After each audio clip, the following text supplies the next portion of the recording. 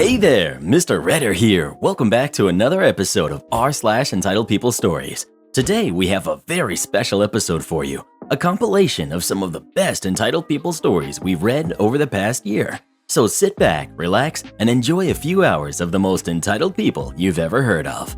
And by the way, Karen assured me that for every thumbs up this video gets, she won't try to get anyone fired for an entire week. So please smash that like button and subscribe and turn on notifications for new stories from Reddit every single day. My Karen ex demands I pay child support for a kid that's not even mine. My sister is on her side. Some years ago, I dated a girl. The relationship was bad. She was very controlling and she mistreated me. It ended up really bad and we broke up. I kept going on with my life, and after some years, I got a decent job, enough to solve all of my needs, have a comfortable life, and make some savings. The thing is, a couple of months after getting my job, my ex contacted me. She first asked me to talk, and I believed that she may want to reconnect or something, but she showed up with a 5-year-old, claiming that he was my son and demanding that I pay child support. I didn't believe her, but the kid's age matched the time that we cut contact. I got advice from a lawyer, a friend of mine, to try to solve this out of court. I offered to take responsibility, pay all of the costs, and be an active part of the kid's life, only after taking a DNA test. Everyone was okay with this, except for my ex. She acted offended and demanded to just give her the money that she deserved. She used all the excuses she could. She even contacted my family and told them I was trying to avoid taking responsibility of my kid. When she ran out of excuses and the DNA test was finally done, surprise, surprise, I'm not the father. She was so mad with the result and she cried about the money, saying it was unfair and she deserved it, but she didn't accomplish anything. Moving on to the last week, there was a little party at my parents' house. My brother, a friend, and I were talking, and my brother started to joke about the situation with my ex. My friend and I started to joke about it too. Some of our comments were a little dark and bad, but we were far away from the rest of the people. Literally, we were on the opposite side of the house, and nobody else could hear us. At least that's what we thought. We were laughing like crazies when my sister appeared very angry and she pushed me against the wall. She spied on us and heard our conversation and she was really mad. She started to yell at us about how horrible people we were for making fun of a poor woman. A few hours later, when the party ended, she asked me to go to the kitchen with our parents and she started to say how awful I was for the previous situation. Apparently, my ex had been in contact with her and she believed her version, and that was her way to have an intervention. My brother and I were like, "Are you serious?" when she started to say how I forced my ex into being a single mother, and that I have the moral obligation to help her.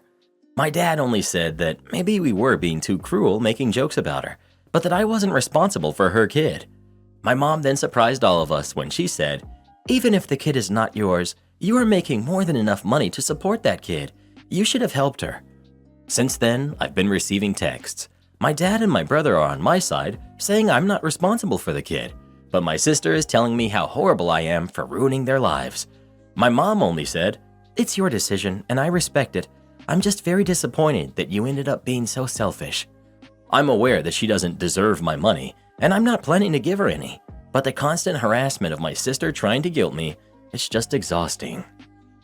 Tell your sister if she's so concerned, she should give your ex money, since she has as much to do with conceiving that baby as you did. It's not just that, but she also clearly cheated on him while they were together, and then she tried to scam him into claiming that the child was his, so she doesn't deserve a penny from him. You're the jerk. I know this opinion won't be popular, but hear me out. You're obviously a dude, and you made it clear that you make a lot of money. Big surprise there with the pay gap and whatnot. Guys can basically walk into anywhere and get hired on the spot.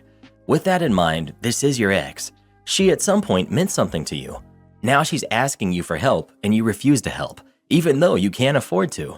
You're no better than Elon Musk or Jeff Bezos. Men with too much money and no desire to help others are not making the world a better place. Your sister is right that you are heartless. This is why I never agreed to paternity tests. I live a good life and have multiple sources of income through child support through multiple men and my unemployment due to my social anxiety. Is there a chance some of these men might not be the fathers? Sure, but at the end of the day, they are manning up and helping provide for kids who need them. I can't wait for paternity tests to be outlawed. You mess around, you will find out.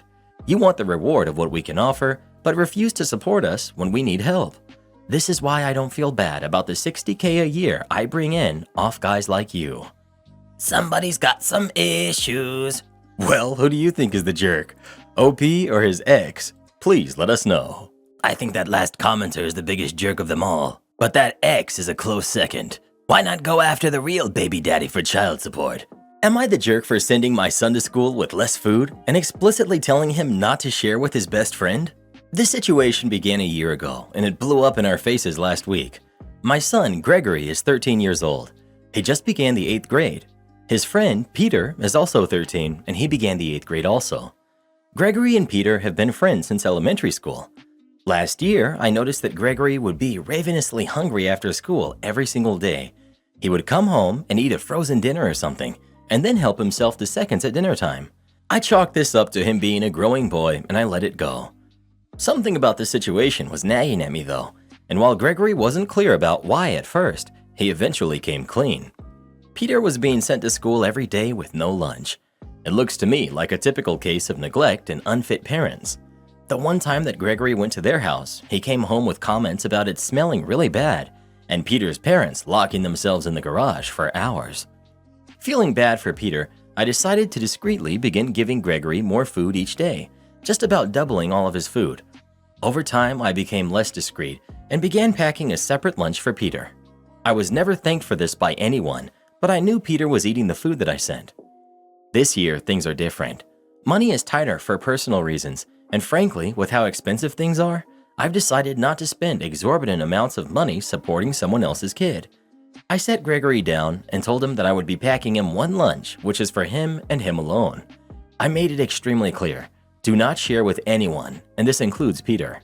Gregory followed my instruction until one day last week I got a phone call from Peter's mother.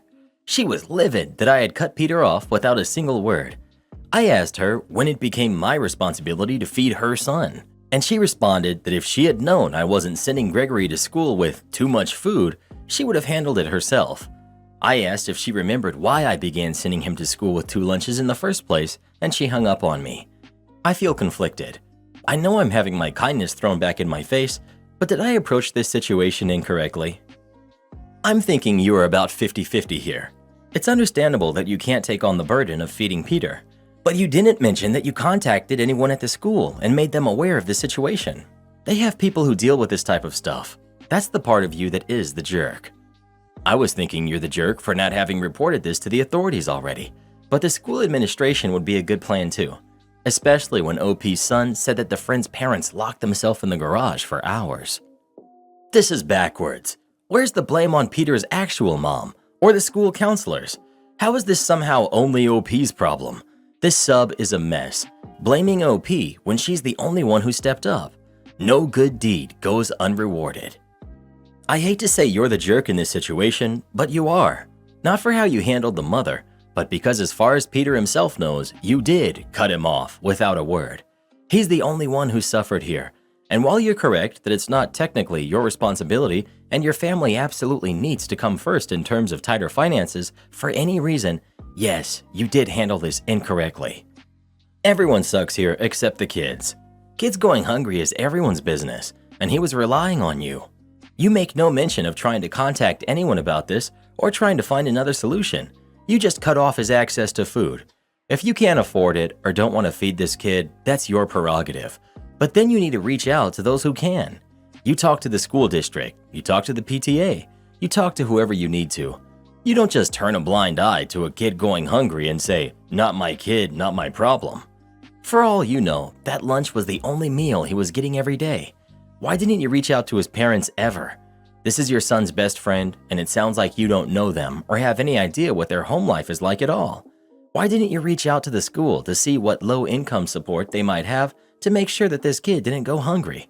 I'm really disheartened to see how many people here have said not the jerk and that it isn't your problem. You haven't made any effort to see if this kid is neglected or if the family is just extremely poor. You're not the jerk for not being able to afford to feed a kid that's not yours, but you are the jerk for washing your hands of the situation completely and making your kid cruelly withhold food from his best friend. Well, what do you think? Is OP a jerk for how they handled this or not? please let us know. No good deed goes unpunished. Always remember that. You need to see my father in person? Zavara, the great mystic of the beyond, shall grant your request. My father passed 20 years ago and left me a tiny cabin house. He loved that place, built it himself, and tended to it religiously. After he passed, I couldn't find it in my heart to visit because every rock on the wall, every flower reminded me of him. My mother never cared for it, even when my dad was alive, so within a few months, I realized that it would be a while before either of us would be ready to spend time there again. As such, we called up the electricity, telephone, and water companies to shut off services to the cabin until further notice. While other companies complied without an issue, the water company decided this request could only be made by the person whose name was on the bill. Mind you, their fee, due to zoning and a well on our property, was less than €2 per month. Repeatedly faxing the death certificate as well as next of kin transfer of the title got us nowhere. Dozens of calls per month, several emails, in-person applications, smoke signals, interpretive dances, telepathy, etc. Nothing made any difference. Both me and my mother were entirely flabbergasted, so we asked around and found out that indeed the process was unsolvable, and albeit not technically legal, people stopped paying those fees and the water would get shut off anyway as a result. Getting any lawyers involved would not be worth the money, so we did just that, discontinued the connected bank account and never gave it another thought. 2 weeks ago, while at my family house, I got a call from the water company. They were closing inactive accounts at the 20-year mark, and my father's cabin was up. They did, however, tell me that 1. There was a pending sum of $11.93 to be paid for closing the account, and 2. The account owner themselves had to make the application to close the account. Once again, I mentioned the whole, "You know he's dead," and was passed over to a supervisor. But in a reminiscing demonstration of absolute absent-mindedness and stupidity, the response I got was, "Unfortunately, they have to show up in person, as we need a paper copy for accounts older than this many years. Otherwise, we can't proceed." Now, I don't know how widely common this is, but in my country, you rent the burial site in 3 to 5 year increments. My father's grave's 20 years were up in August, and my mother decided it was time to unearth his bones and surrender the site. As such, we had just been delivered a very respectful package with my father's remains, cleaned and curated only that week. Everyone that has ever gone through this process would recognize that box for what it was, and what it was great timing. 2 days later, I went to the water company's local office. I wore my most purple, silky goth outfit, dark makeup, and oh-so-heathen jewelry, and carried a large bag with me. I asked to speak to the same supervisor, who luckily for me was in an open space area with their team's director and quite a few more desks. After confirming with her why I was there, she started telling me the whole "he needs to be here in person" thing again. But I interrupted and told her, "I knew what you would say, so I brought him with me so he can tell you himself." I plopped a Ouija board on the box with my father's remains on the desk and loudly shushed the area. Heads turned. Her director looked up with a "what?" expression, and the supervisor herself was frozen and wide-eyed. I placed my hands on the Ouija board and just started loudly asking my father's spirit to communicate with me, showing me a sign he was there with us, reach out to me from the grave. Everyone was silent. People walking by the door stopped and stared. I threw a few "Papa, can you hear me?" in there as well for dramatic effect. In comedic timing that happens only once in a lifetime, I think a pen or something small fell down from someone's desk behind me, which against the silence was quite startling. Excitedly, I moved my hand to yes and proclaimed I needed his help in the form of his signature from the beyond in order to close the account. Finally, the director snapped out of it and came over with an "All right, I can help you over here. I think this is enough." But no, it wasn't. I started gathering my things as I laid into him. How asking to speak in person with an indisputably dead man of over 20 years was beyond stupid, and if I had to put up with their idiocy, they had to put up with the process required to get a hold of him. I also mentioned that denying someone's legal title claim was lawsuit-worthy, so he immediately changed his tune that I could, of course, close the account. He tried to bring up the fee, but I cut him off with a "don't even think about it," and I walked out. It's still early, but so far, there has been radio silence. My mother thanked me for handling it, but when I suggested she should write to someone higher up about this, she just said, "Not worth it. It's over now." What a missed opportunity for a water under the bridge comment. Am I the jerk for telling my ex-best friend that he caused his own divorce? I, 25 female, recently got into an argument with my now ex-best friend, let's just call him Ben, 30 male, who ended up divorced after he messed up his marriage and I didn't support him as a friend should. Basically, he made his wife, let's call her Gwen, 27 female, who I'm also friends with, go into an open relationship with him. I warned Ben that this wasn't going to end the way he wanted it to.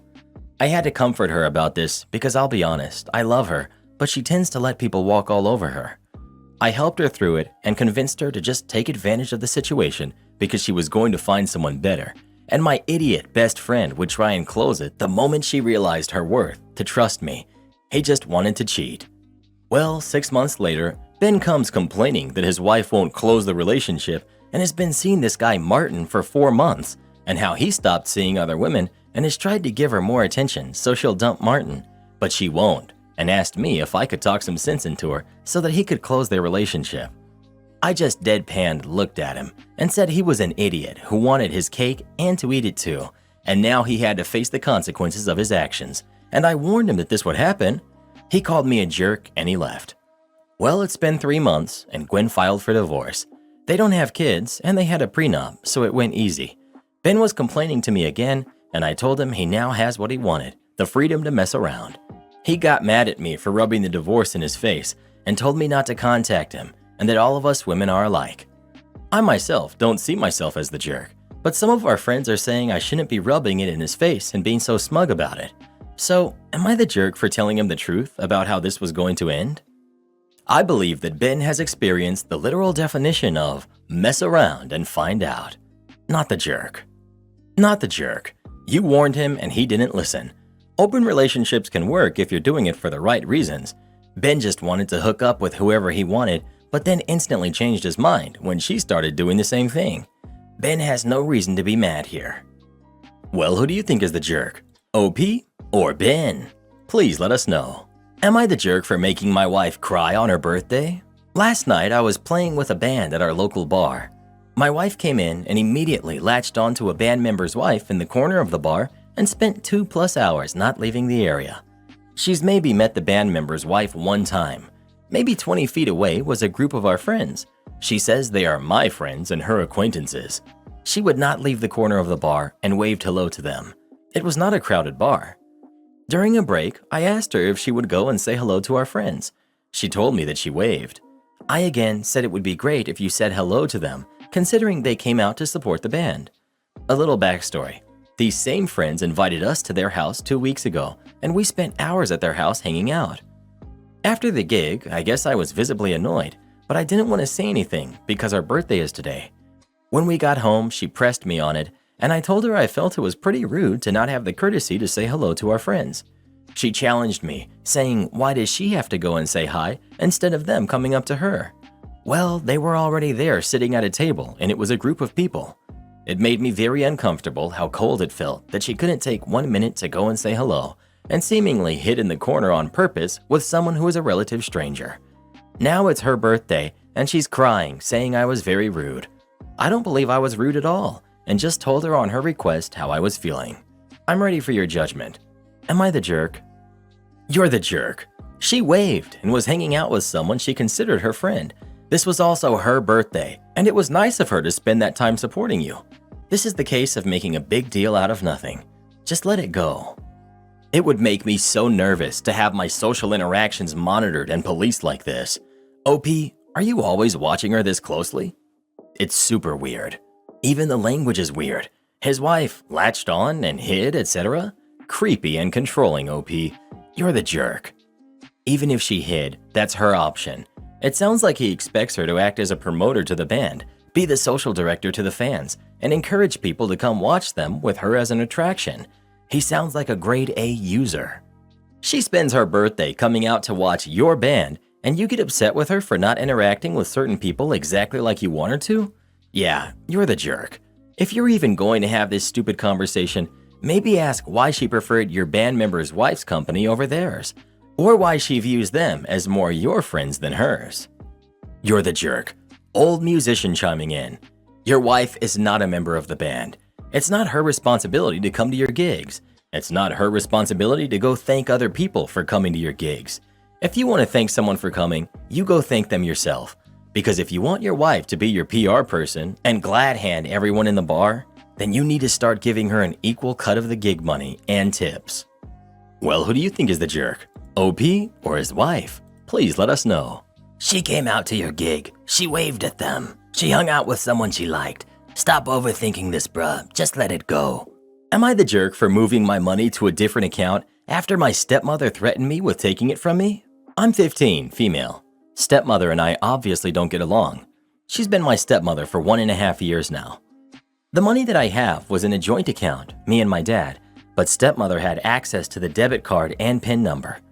I earned this money myself by selling handcrafted items. I broke curfew a few days ago, and she suggested that she's considering whether to take 20% of my money out of the account as a fine for punishment, and every time this happens, she will take 20% more until nothing is left. I was very upset about her threat and decided that I should move my money before she takes it away. I logged in online and I transferred all of it to my big brother's account that night, and the next day we went to open a joint bank account with my brother and we moved the money there. So she doesn't have access to it anymore. So upon learning what happened, my dad and stepmom are furious at me and at my brother. Stepmom is focused on the fact that I've taken away her means of punishment, and my dad is upset that I didn't trust him enough to protect my money. He insists he wouldn't have allowed her to do this. Stepmom has banned me from seeing my brother. It's meaningless. I don't accept her authority to do this. And my dad said he's hurt that I didn't trust him, and as a result, he doesn't trust me either. Am I the jerk for moving my money? Honestly, I completely agree with your actions here. Your stepmother threatened to steal your money from you, so you moved to protect it first. As to why you didn't trust your dad, well, why did she have access to the debit card and PIN for an account that wasn't hers? Not the jerk. This is so important. Your dad broke your trust first by giving your stepmother access to the debit card and PIN. Entitled woman tries and fails to take my job. So I'm an instructor at a small college. I teach artsy vocational classes and only have an MFA, and my school really favors more academic PhDs. This was all told to me when I was hired, but the dean at the time was incredibly kind about this and gave me a secret boost in pay to make up for the lack of favor. She told me that even though I would never be promoted, my area of expertise was valued, and as long as I stayed in my lane, I was very welcome. So before I ever got tenure, I worked for a few years and developed a slate of very popular classes that filled every semester. I was very happy and grateful to have the job. Titles mean nothing to me, and I was just happy to be successful at a job I loved that helped people. I also learned very quickly never to step on the toes of more senior faculty. I stayed in my lane. Then, a woman was hired in another subgroup of my department. I never met her, nor was I involved in her hiring. She had nothing to do with me, but she does have a PhD. Then, before I ever met her, I saw on her social media that she announced she would soon be teaching all my classes, and she was delighted to be doing that. I was shocked because I went through a rigorous hiring process, and I am exceptionally qualified to teach in my area. She has no publications in my area, and her degrees are only vaguely related to my area. I figured my chair would put her in her place, but I was wrong. Instead, I was called into the chair's office and told, "Entitled woman is very interested in what you do and wants to help you." I stared my chair down. Karen has a degree in X and she was hired to do Y. That doesn't have anything to do with me. Chair sighs. Her degree is multidisciplinary and she is more than qualified. This shocked me because it was way out of protocol. There was a pecking order, one that I had followed. I also realized very quickly that if I gave in, I would have no job. I would be shunted off to teach stuff I wasn't qualified to teach. This gave me the courage to resist. And resist I did. Multiple meetings with my chair followed, in which I was painted as difficult and unsupportive. Honestly, if this woman had one shred of business teaching in my area, I probably would have succumbed to the pressure. But she was not qualified either by degree, experience, or publications. That made me mad. Meanwhile, an older colleague, who had been terrible to me and made me cry a few times, pulled me aside one day. Apparently, she had grown to respect that I wasn't letting the chair bully me. She told me to never verbalize permission for entitled woman to take over any of my classes. Apparently, the rules of the school were, and are, that I was the one who decided who could sub for me or take over for me. so I held firm. I was bullied over and over again. One time, my chair very nearly physically threatened me and said, "Why can't you just say it?" Chair had no idea I had been tipped off why I needed to say it. I was told by another colleague that entitled woman is bored with her area and doesn't like what she got a degree in, and she only did that area because it's easier to get hired. I said her life choices weren't my problem, and I stood firm. My chair threatened not to support my tenure, but I actually had a bulletproof application. Chair couldn't do anything. Shunned by many colleagues, some of whom I thought were my friends, I was called angry and unreasonable on a good day and a jerk on the worst. One day, the sweet, dear lady who had been responsible for hiring entitled woman actually cried an apology, saying she was sickened by what was happening to me.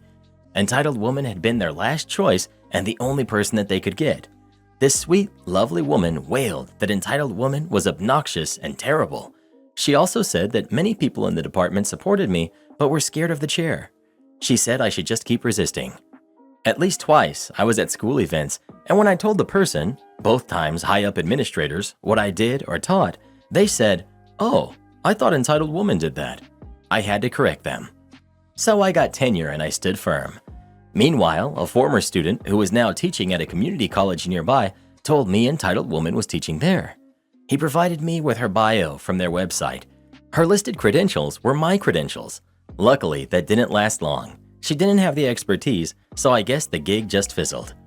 One thing I never did was meet with entitled woman. I was asked to so we could hash things out, and I said repeatedly that there was nothing to hash. I was happy in my job, and my job wasn't her job. I was always polite and professional if I had to deal with her, but I always avoided any potential traps. They wanted my verbal permission. I would not give it. Finally, the chair stepped down. The next chair initially sided with the majority because he didn't know me very well. But then he got to know me and he was fair. Eventually, entitled woman stopped trying to do my job. She pushed her way into another area and now she steers clear of mine. It really did take about 10 years to wear her down. So there was no real dramatic ending. I just held firm and eventually she gave up. The reason I'm sharing is recently another colleague told me that he always thought entitled woman and chair were having an affair, and this is why everything happened. Maybe I'm naive, but the thought never even crossed my mind. Plus, entitled woman is actually not attractive at all, so I couldn't picture it. Anyways, over the years, whenever entitled woman has done anything terrible or stupid, my colleagues will always share it with me. Still, I actually have little ill will left for her. I won most of the battles and the war, and that's good enough. I still love my job and my students, and I'm glad I fought for it. They say academia is like Game of Thrones without the violence. Fair, I think. Guy unloads his cart on a closed lane and is confused I'm not helping him. This happened just earlier today. I work multiple jobs, and on my free time from my main job, I deliver for Shipt. Now, Shipt has a uniform for their drivers, but they don't require us to wear them. So note, I'm wearing my rainbow striped tank top, blue jean shorts, and flip-flops. I just finished shopping for a customer at Target and had just processed the order. Target is nice enough to have a stand with lots of bags for Shipt drivers to bag their ordered groceries. In this particular Target, it was a closed register lane. As I'm bagging my order, in a lane with a sign on the conveyor belt that says closed, a guy starts to unload his cart onto the unmoving belt. I look to him with confusion, and he's giving me the same look. I'm wondering why he placed his stuff on a clearly closed belt, and he's wondering why I'm not scanning his stuff. I mean, I get it. I clearly looked like a Target employee with my red shirt, rainbow striped, nice long brown pants, blue jean shorts, and closed-toe work shoes, flip-flops.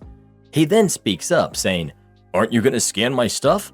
I, confused, say, "Dude, this register is closed and I don't work here."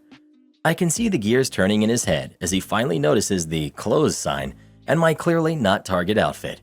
He says nothing as he reloads his cart and goes to an actually open register. I chuckled as I left the store. I mean, I get it. On autopilot, you see a person's presence behind a register and assume that you can go there without actually looking at the details of your surroundings.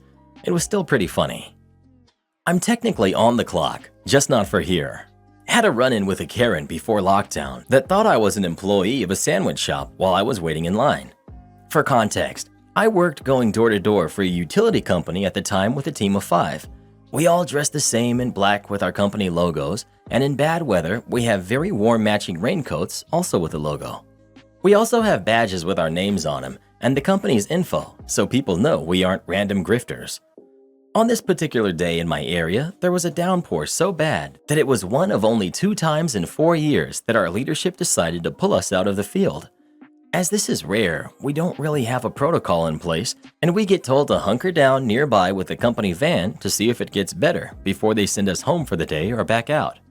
Due to this, we decide to check out a small sandwich shop one of the guys swears is the best in the area. All of us being wet and hungry thinks that this sounds great, and we head right on over to get some food while still on the clock and getting paid till we hear back. Place is small, but it looks decent. Also part convenience store.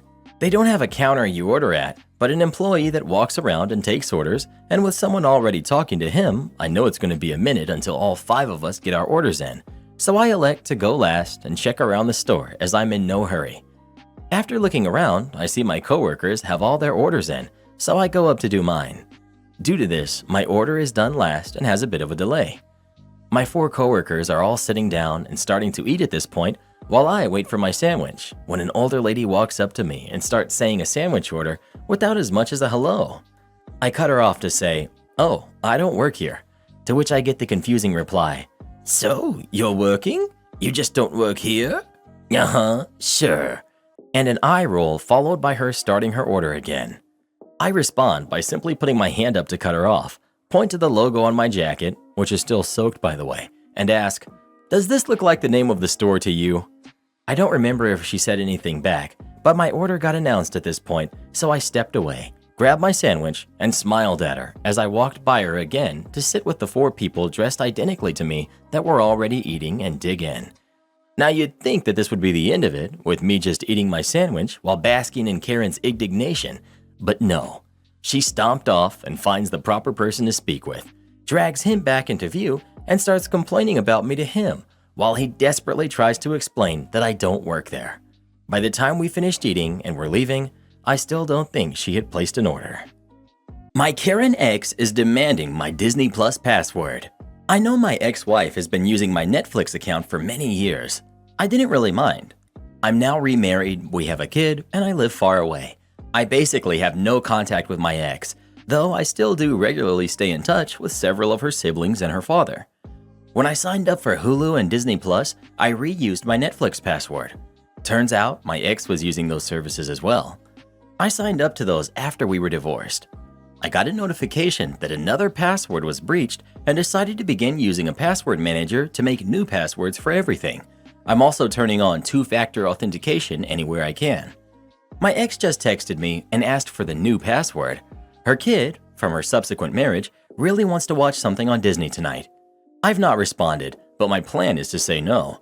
I'm certain she'll make a production of this and complain to her family members and our mutual friends about how I'm somehow in the wrong, but I don't really care anymore. I'm not being a jerk though, am I? She's a grown adult. She can sign up for her own account. You're the jerk. It's a darn streaming service. Just share the password and get off your high horse. You obviously have the money to pay for it, and maybe she doesn't. Have you even considered that? This is also a way to stick it to these big corporations. You literally have the chance to get back at these greedy clowns, but because you can't get over your feelings for your ex, you choose to be bitter about something that happened years ago. If I were you, I'd call her up and apologize for how selfish you've been. I'll never understand how men like you can be so greedy. You remind me of my sorry excuse of a father I had growing up. He wouldn't share anything with anyone. His snacks, pops, magazines, stamps, we weren't allowed to touch any of his stuff. Long story short, once my father was so old he couldn't take care of himself any longer, he got into a low-income assisted living facility. We finally had the chance to take all of his stuff that we always wanted. I even live in the old man's house now, and once he bites the dust, it will be put in my name, whether he likes it or not. Power of attorney is all that matters, and that belongs to my big brother. Sorry, Dad. Looks like we got the last laugh. I even burned his entire stamp collection in the backyard, and I sent him a video of it. Haven't seen the old geezer smile since. Congrats! You have more issues than Windows 10. Well, what do you think? Should OP give his new password to his ex or not? Please let us know. Never share your passwords with anyone, especially your ex. Am I the jerk for stealing a name from my sister to use for my baby? I, 25 female, Had a couple names picked out since I found out I was pregnant. Mindy if it's a girl, and Derek if it's a boy. However, in my last few weeks of pregnancy, I added another name to the list for a boy, Morgan. My sister, who's 28, and I have had a close relationship for a long time, so I let her know that I had another name I was considering for a boy. And when I told her, she was shocked, saying that Morgan is the name she wanted if she ever got pregnant with a boy. She has fertility issues, so it would be a while before she got pregnant, if at all. She pleaded with me to not use that name because it was a family name on her husband's side of the family, and asked me to use the name I had originally chosen for a boy, and I told her that because she's not pregnant and might not be able to even have kids, then it wouldn't matter if I chose that name or not, and she got upset by this. A few weeks passed, and I was past my due date, so I was scheduled for a C-section in a few days. After I told her this, she again asked me to please not use that name, and I told her that I wasn't sure what name I was going to pick yet, but my husband and I had already decided we would be using that name. After I gave birth, my husband and I named our son Morgan, but I didn't tell my sister because I knew she would get upset. This was my baby, and I shouldn't have to give up the name I want for the slight chance she could maybe one day get pregnant. She messaged me to congratulate me on the delivery and asked what the name was. I told her we still hadn't decided what name, so I could avoid drama as I had just given birth. My mom called her the next day to tell her about the baby and mentioned the name to her before I could tell her, and of course, she got upset. She messaged me asking why I didn't tell her that we chose that name, and why did she have to find out from Mom. I told her that it was what my husband and I decided, and it has nothing to do with her, so I didn't see the point in telling her when I knew what her reaction would be. Her husband was devastated, and so was she, and now we barely talk, at least not like we used to. I told her she needs to get over it, because I was the one who was pregnant, not her.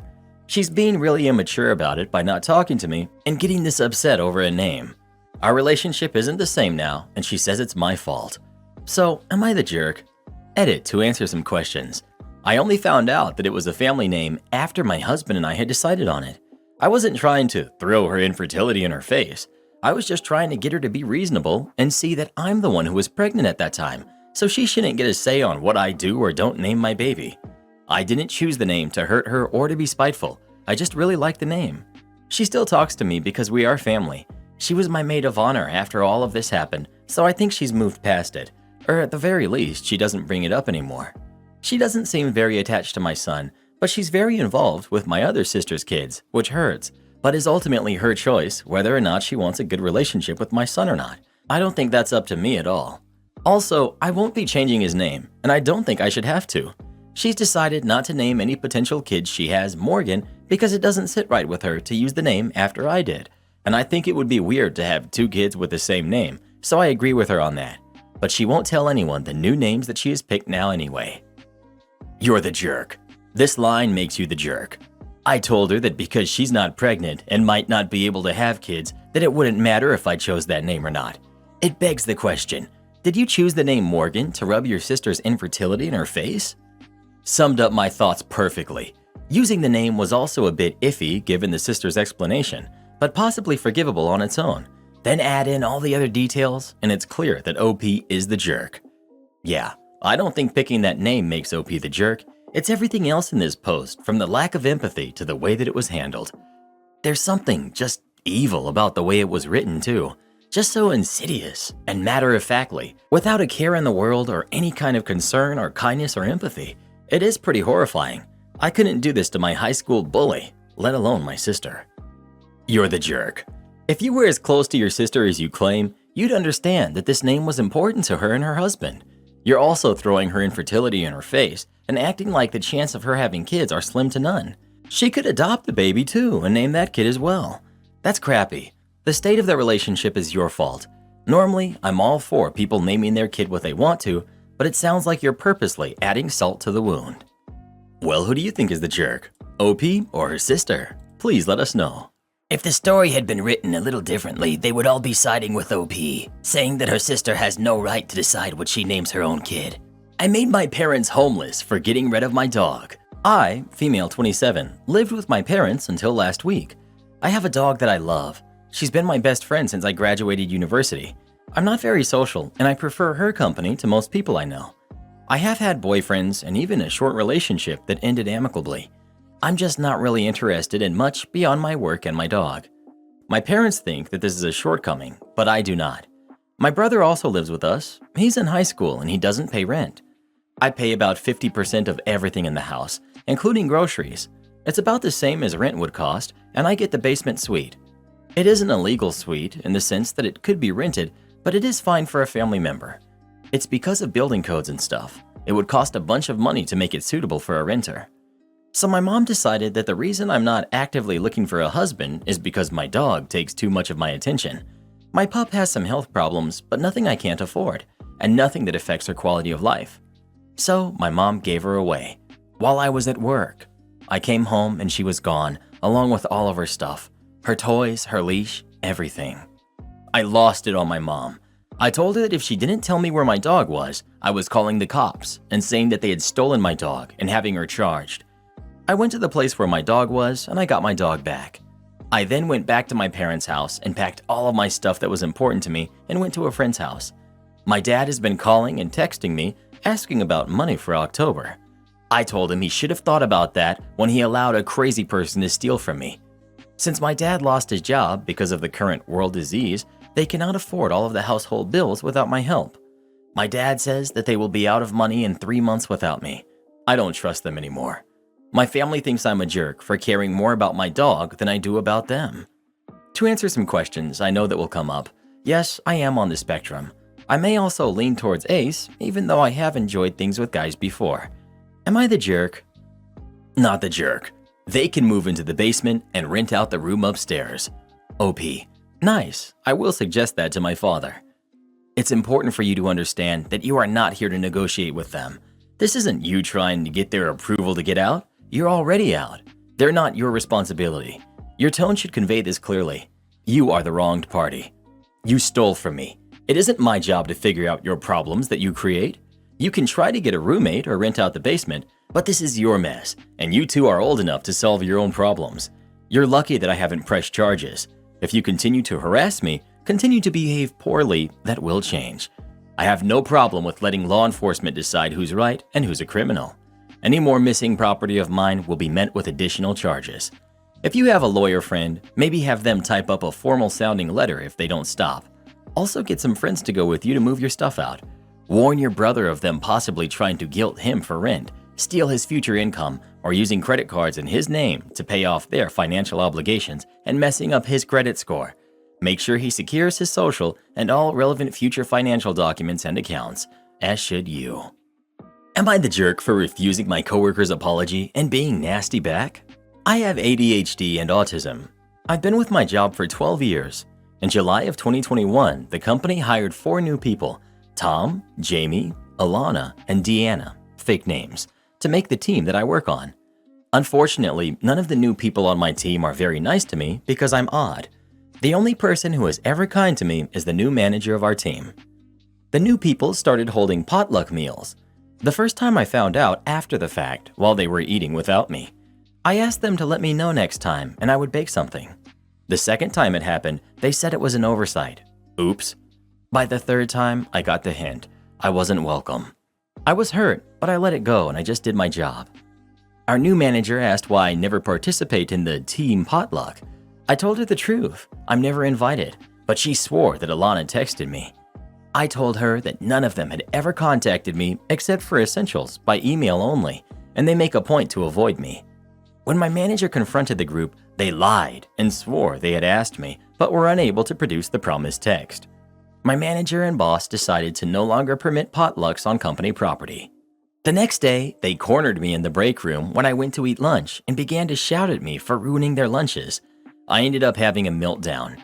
I told them I didn't ask our manager to do anything about it, that our manager said they called it a team lunch, that I was part of the team too, and she was bothered that I was excluded and took it upon herself to do something about it.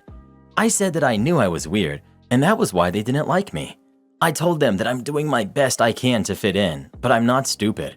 I know I'm always being left out on purpose and lied to and about, and that it hurts to never feel like I fit in no matter what. By the end, I was sobbing myself sick, and my mom had to come pick me up early because I was panicking so badly. I found out later my coworkers were put on administrative leave without pay, and forced to go to sensitivity training before they could come back to work. A few days later, Tom approached me to apologize and said his nephew was autistic too and he should have realized and done better. I asked him, if someone treated your nephew the way you treated me for over a year and only apologized after getting caught and punished for it, what would you tell your nephew to do? Would you tell him to accept that apology? He quietly admitted that he wouldn't, that he'd tell his nephew to tell them to go buzz off. I told him to go tell himself that, get back to work and leave me alone. No one else even tried after that. My manager is now saying I overreacted and I should just accept the apology and give them another chance to keep the peace. My job coach says I should apologize too, but I really don't want to. Am I the jerk? A year? And your manager is saying you're overreacting? They're underreacting. Sensitivity training isn't enough. Your coworkers did this with intent for over a year and then had the audacity to shout at you when their crappy behavior was called out. My own anger at your treatment aside, I would accept the apology in time. I do think that what you said to Tom was perfect. You are 100% not the jerk. Exactly. OP didn't reject the apology directly, just put a mirror up to it. Let them invite OP out the next time and show that they mean it with kindness instead. Not the jerk, OP. Tell them, it's not that you're rejecting Tom's apology, you just prefer to see it in changed behavior before you can accept it wholeheartedly. Your company can accept that as both professional and reasonable, as well as your colleagues. You don't owe anyone an apology. Never. Not for this. And please note that others didn't bother. Don't assume it's because of what Tom said. Why are they even talking about it? They should each approach you anyway and apologize. You have the right to respond, and they, the duty to at least hear it. I'm so sorry you went through that. Kudos on your resilience and standing up for yourself. I hope you see it now too. It wasn't just a meltdown. Fingers crossed, they change. Accepting an apology is a personal choice, not something that should be subject to a superior's order. For that alone, I have to say, not the jerk. I think you need to ask yourself if Tom's apology was sincere, and if it would benefit you to offer forgiveness. Forgiveness is not for him, it's for you. When you've thought about it, do what feels right to you. Based on what you've written, none of the other 3 people have apologized, so there's nothing to accept. I'm not sure what you would be apologizing for. If you don't have Dijon, I'm not paying. So this is from a few years ago. I worked in a chain pub/restaurant, fairly cheap, but we did pretty good roast dinners on a Sunday, so we would normally be full. On the day this happened, we had been stacked, as in no table left empty for more than 2 minutes all day. It's about 8:20 p.m. and we close at 9 on a Sunday. A couple walks in and the guy demands the nicest table we have with his first words to me, which I take as an odd start, but oh well. I sit them in a fairly private corner of the restaurant. We are only now starting to have a few empty tables so they can have a table for 4, which I consider nice. I take their drink orders and I come back to take their food order. Like 95% of our customers on a Sunday, they then order roast dinners. He gets the beef, she gets the lamb. He then asks if we cook to order, obviously trying to sound like he knows what he's talking about, to which I say no, the roasts are not, as you can't really roast meat to order. He finishes ordering by saying, well, it better be hot. Someone else took their food out, but I go to do the check back and ask if everything is okay with their meal after a few minutes. He then goes, no, my meal didn't come with any sauce. To which I reply, I'm sorry, what kind of sauce would you like, sir? He had gravy, and I know the server would have asked if they wanted any sauce when they brought out his meal. He goes, mustard, Dijon mustard, like he's James Bond. I go on the hunt for some. As I say, it had been a busy day and we had run out. Our main food order with all the sauces, etc., came on the Monday, and frankly, it's not something many people ordered normally, so we didn't have a massive stock. I go back and I tell him, me, I'm very sorry, sir. It appears that we've run out. It's been a very busy day. Him, what do you mean you've run out? I want Dijon mustard. Me, like I said, sir, we've been very busy and it's late in the service. Unfortunately, we've run out. Rubbish. Go and buy some then. Me, sorry, sir. It's a Sunday and the shops will be shut by now. Him, the classic. I want to see the manager. I go and get the manager. She introduces herself and tries to calm him down. By this point, it's 8:40. We're closing in 20 minutes and the place is emptying out. She tries offering him any other sauces, to which he says no. Then he literally bellowed the line. If you don't have Dijon, I am not paying. making people all over the restaurant look around. My manager, I think, had decided what's the point to argue so much and said, fine, then walked away. He looked crestfallen, like he had won the argument. I carry on working as they both grumpily eat everything on their plates. By the time they're finished, it's 8:50, so I hurry over and ask if they would like dessert or any final drinks, to which, to my relief, they say no. I therefore fetch their bill, which has their drinks and her meal on it, but not his. As I said, it's a fairly cheap restaurant, so not too much. He looks at me as I put it down. Him. What's that? Me. The bill, sir. Him. I said I'm not paying. Me. Yes, sir. We've taken off your meal. This is just for your drinks and your wife's meal. Him. No, I'm not paying for any of it. Me. Sir, we've given you your meal for free. You've not said there was any issue with anything else. Him. The manager. Go get her. At this point, it's basically empty, and so the manager has been listening in and comes straight over. She explains we can't just give them a whole free meal, and that they both ate their meals anyway. He looks shocked by this and stands up. My manager and I look at each other, and we both let him storm out. Frankly, it's a chain restaurant, one of hundreds of customers we've had that day, and neither of us think trying to stop him is worth the effort. His wife hurries out after him. As she does, she clearly realizes how ridiculous he's being as she takes some cash out of her purse and leaves it behind. They both leave, and my manager just looks shocked. Turns out she had left more than enough to cover the bill, even with his meal included, so I made a fairly good tip off of them. He also, in his anger, left his scarf behind, which after leaving it in the lost property for long enough, he had the opportunity to come collect it. I took home as a kind of trophy. It's very nice. Probably cost him more than the whole meal. Am I the jerk for refusing to do little chores and errands every time I declare I'm going somewhere? So I've been married for 4 years. Things are generally great. Couple kids, got a house, work stable, blah blah blah. But my wife has started to do this thing in the last couple of years, which I'm starting to find really irritating. Whenever I announce I'm going somewhere, my wife will almost invariably find me a task or a small errand while I'm out. It's often fairly reasonable small stuff that doesn't necessitate me going well out of my way, and often it's stuff for the house. Sometimes it's not though, and is a complete pain, really ruining my initial excursion. Some examples. Me. I'm just going to town. Her. Oh, great. Can you pick up a chicken while you're there? Me. I'm gonna take the dog for a walk. Her. Oh, well, can you pop into my parents on the way back and check if they… Me. I'll take the kids to nursery today. Her. Make sure you pick up my parcel on the way back. Me. I'm going to take the car to the garage. Her. Swing by the decorator shop and see if the new paint is in stock. Anyway, this has got to the point where I don't even want to announce if I'm going anywhere. It kind of feels like the control I had over making the decisions to go out and the flexibility that trip may have given me has been snatched away. Sometimes I just want to go out, do my thing, and come back. No errands, no jobs, just my thing from start to finish. Yes, it has caused arguments. I initially tried pointing out the problem, but that didn't work. So of course, things escalated to a row. But she still does it, saying that it's not unreasonable for me to contribute to the running of the household whenever I can. I'm not a lazy dad or husband, and I think I really do my fair share with the house and family. But I now resent this. Am I the jerk? You're the jerk.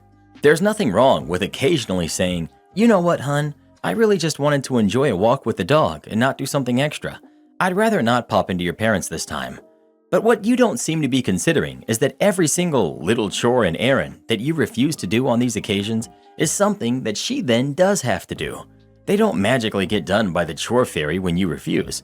She's the one who's picking up your slack. So when you claim that you really do your fair share, but then resent her even asking you to just do an occasional extra small thing here or there that she has to do if you don't, and I'm assuming that there are plenty of chores on top of these that she's not even bothering to ask you about because they're not on your way or near where you're going and require her to actually just go out and do them. Yeah, no, you're wrong, and you're the jerk. Not to mention that she's already shouldering the mental load of managing these extra chores that need to be done, since he seems to be totally unaware they exist. You're the jerk. You're the jerk if you think these errands, which are part of everyday life things that need to be done to have your family's lives run better, should all be her responsibility. Wow, you sure are not in the running for husband or father of the week. Not the jerk. Imagine if the roles were flipped and he was constantly telling her to do things she didn't want to. You hypocrites would be saying how demanding and controlling he is and that she should divorce him. But as usual, when the wife is the one pulling this kind of crap, you all just make excuses for her. I swear, it's like you Reddit people want all women to either be single and miserable, like most of you are, or to be with a guy who's a complete pushover and lets her walk all over him and boss him around. My wife is upset that I didn't help with the dishes when I got home after my 10-hour workday, so she kicked me out of our bedroom and now I'm sleeping on the couch. The modern day man, just sad. Well, what do you think? Is OP the jerk or not? Please let us know. Maybe the OP from the other day with the man cave will let you come hang out with him for a while. Am I the jerk for being mad my husband ate without me? My husband took me out to a birthday dinner, my birthday. While we were waiting on the food, I saw an old coworker and told my husband I wanted to go speak with them for a moment. While talking, I kept looking back towards our table to see if our food was out and to check on my husband. No food that I could tell. I'm super nearsighted, and he seemed to be reading something on his phone. I wrapped up the conversation, may have been 10 to 15 minutes, only to come back to him finishing his food. I asked if he was done already, why didn't he let me know the food was out, etc. And he started saying he had small portions, didn't think it was a big deal, didn't want to interrupt my conversation, etc. I asked why didn't he motion towards me or something. He said he didn't think it would be a big deal for him to just eat. Now, I understand what some may think about me walking over to speak to the former coworker. It was a quick 10 to 15 minute conversation and moving on. I even asked him if he minded if I went over and spoke to them for a few minutes because I hadn't seen them in quite some time. They are older. This wasn't a super fancy sit-down restaurant either. Our budget was tight, so we went to Cracker Barrel. I feel like he could have at least let me know the food was out or something. A little more context. We've been married 16 years. We have 2 teens, etc. Nothing like this has ever happened before. You're the jerk. Walking away for 15 minutes when you had food ordered and were supposed to be celebrating with your husband is way more rude than your husband eating his food while it was hot and fresh. You should be apologetic, not indignant. Well, who do you think is the jerk? OP or her husband? Please let us know. Pro tip, while on a dinner date, give your undivided attention to whoever you're with. That's what I'd do if Reddit boy ever took me out to eat. But he never does. He never will. You got that right. Force the student to do your job for you? Enjoy losing your whole career. I work in a healthcare facility with different disciplines, and we have the main clinicians and assistants as well that do treatments. For the longest time before lockdown, clinicians would take students from schools because they need to have some hand-on experience before they graduate and get to take their state exams. The players of this are, we've got me, OP. We've got Dory, the clinician teacher. We've got Hannah, the student. We've got Casey, another clinician, and we've got Katie, my regional manager. So I'm the supervisor of the health clinic, and I'm in charge of all clinicians. Even though they're fairly independent, they have to report to me, and I in turn report for the whole clinic. This starts with Dory. She has a lot of friends in one of the prominent universities here. She's very well connected with them. She graduated from there, is involved with their activities, and just active in the school in general. I've known Dory for years and have worked with her before, but she was never directly under my management because her home clinic was another location she would just help out. I would hear things about her, the way she treated the assistants that worked under her, a rudeness towards other clinicians, and some sketchy stuff about basically fraud of billing for services not rendered. This is a big no in healthcare, but it happens more than you think. Anyway, I had no proof of this, and all the patients at my clinic had not voiced any complaints. Anyway, Dory had started taking students in, and she was moved at my clinic. When she came here, she was still helping at another clinic not too far away. Dory accepted a student from her university to follow her and learn from her and slowly integrate into clinical treatment. This is where Hannah enters into the picture. Very shy girl, did everything you asked of her, but because she was shy and also being a new student, she's unsure if the treatment she is administering is the appropriate one. That's why you have people like Dory to be next to you and counsel and guide you. After the first few weeks, I started noticing Hannah would be in the clinic and would be doing treatments without Dory being around for a few hours. This isn't allowed because the instructor should always be around at all times to supervise their students. After a few times of noticing this, I brought Dory and Hannah into my office and said this cannot be happening and it's not allowed. If it happens again, I would have to report it, and this was not something I wanted to do. If I did report it, the student would lose their clinical placement and would have to wait 6 months until the next placement, which pushes back the graduating date. A few weeks go by, and things had been fairly normal. The student would be in the clinic sooner, but would not be performing treatment. She would, however, shadow other clinicians, but Dory was still coming in later than usual. One day, as I'm walking by Hannah, I see that she's on the billing menu. In order to be on that screen, you would have to be clocked in, otherwise the system won't allow you to do it. I call her to my office again, and I sternly tell her that I had specifically said she couldn't treat patients and she doesn't have a clock-in username and password. Hannah proceeded to tell me that Dory had told her to clock in for her and start billing patients before services were rendered. Continues to state this had been going on for the whole time she had been a student. Now, I don't see the billing until the next day, but I don't have a clock of when the billing was submitted. I tell Hannah that this was strictly not allowed, but I need more information before I make a decision. I call Casey, the other clinician, into my office, and she proceeds to tell me that Hannah goes home crying and bawling every single night due to Dory threatening to fail her as a student if she didn't do all of these things for her. Dory had used her leverage in her school to strong-arm Hannah into doing all of her work while she wasn't even there. I asked Hannah if this was true, and she said yes, it was. Hannah then goes on to tell me that after the first meeting with Dory, Hannah, and myself on what they shouldn't be doing, Dory brought Hannah to the side and told her, "He's cool. He knows what's really going on, but he has to say that as a manager, so keep doing it." At this point, I asked the student if any of her evaluation or letters of progress had been submitted to her school, so they know she's been making progress. Hannah says that Dory has never submitted the necessary paperwork to the school and has gotten away with it because of her connections to the school. So if I fired Dory, she would in turn take revenge on the student and fail her at her clinical. She would be 6 months to a year from being placed into another clinic, meaning she would be either very late or just fail and not be able to graduate. I called Katie and reported everything to her, told her my fear for the student and what she was dealing with every single day, crying and being threatened and retaliated against. Katie was also fearful of this, but also worried the liability this put on the company, also how long it had been going on. So she didn't have an answer on how to handle the situation without it affecting the student. So here was my revenge. I started watching everything Dory did, treatments, time, and complaints, etc. One weekend, Dory had to work without her student on a Saturday, Sunday, and Monday.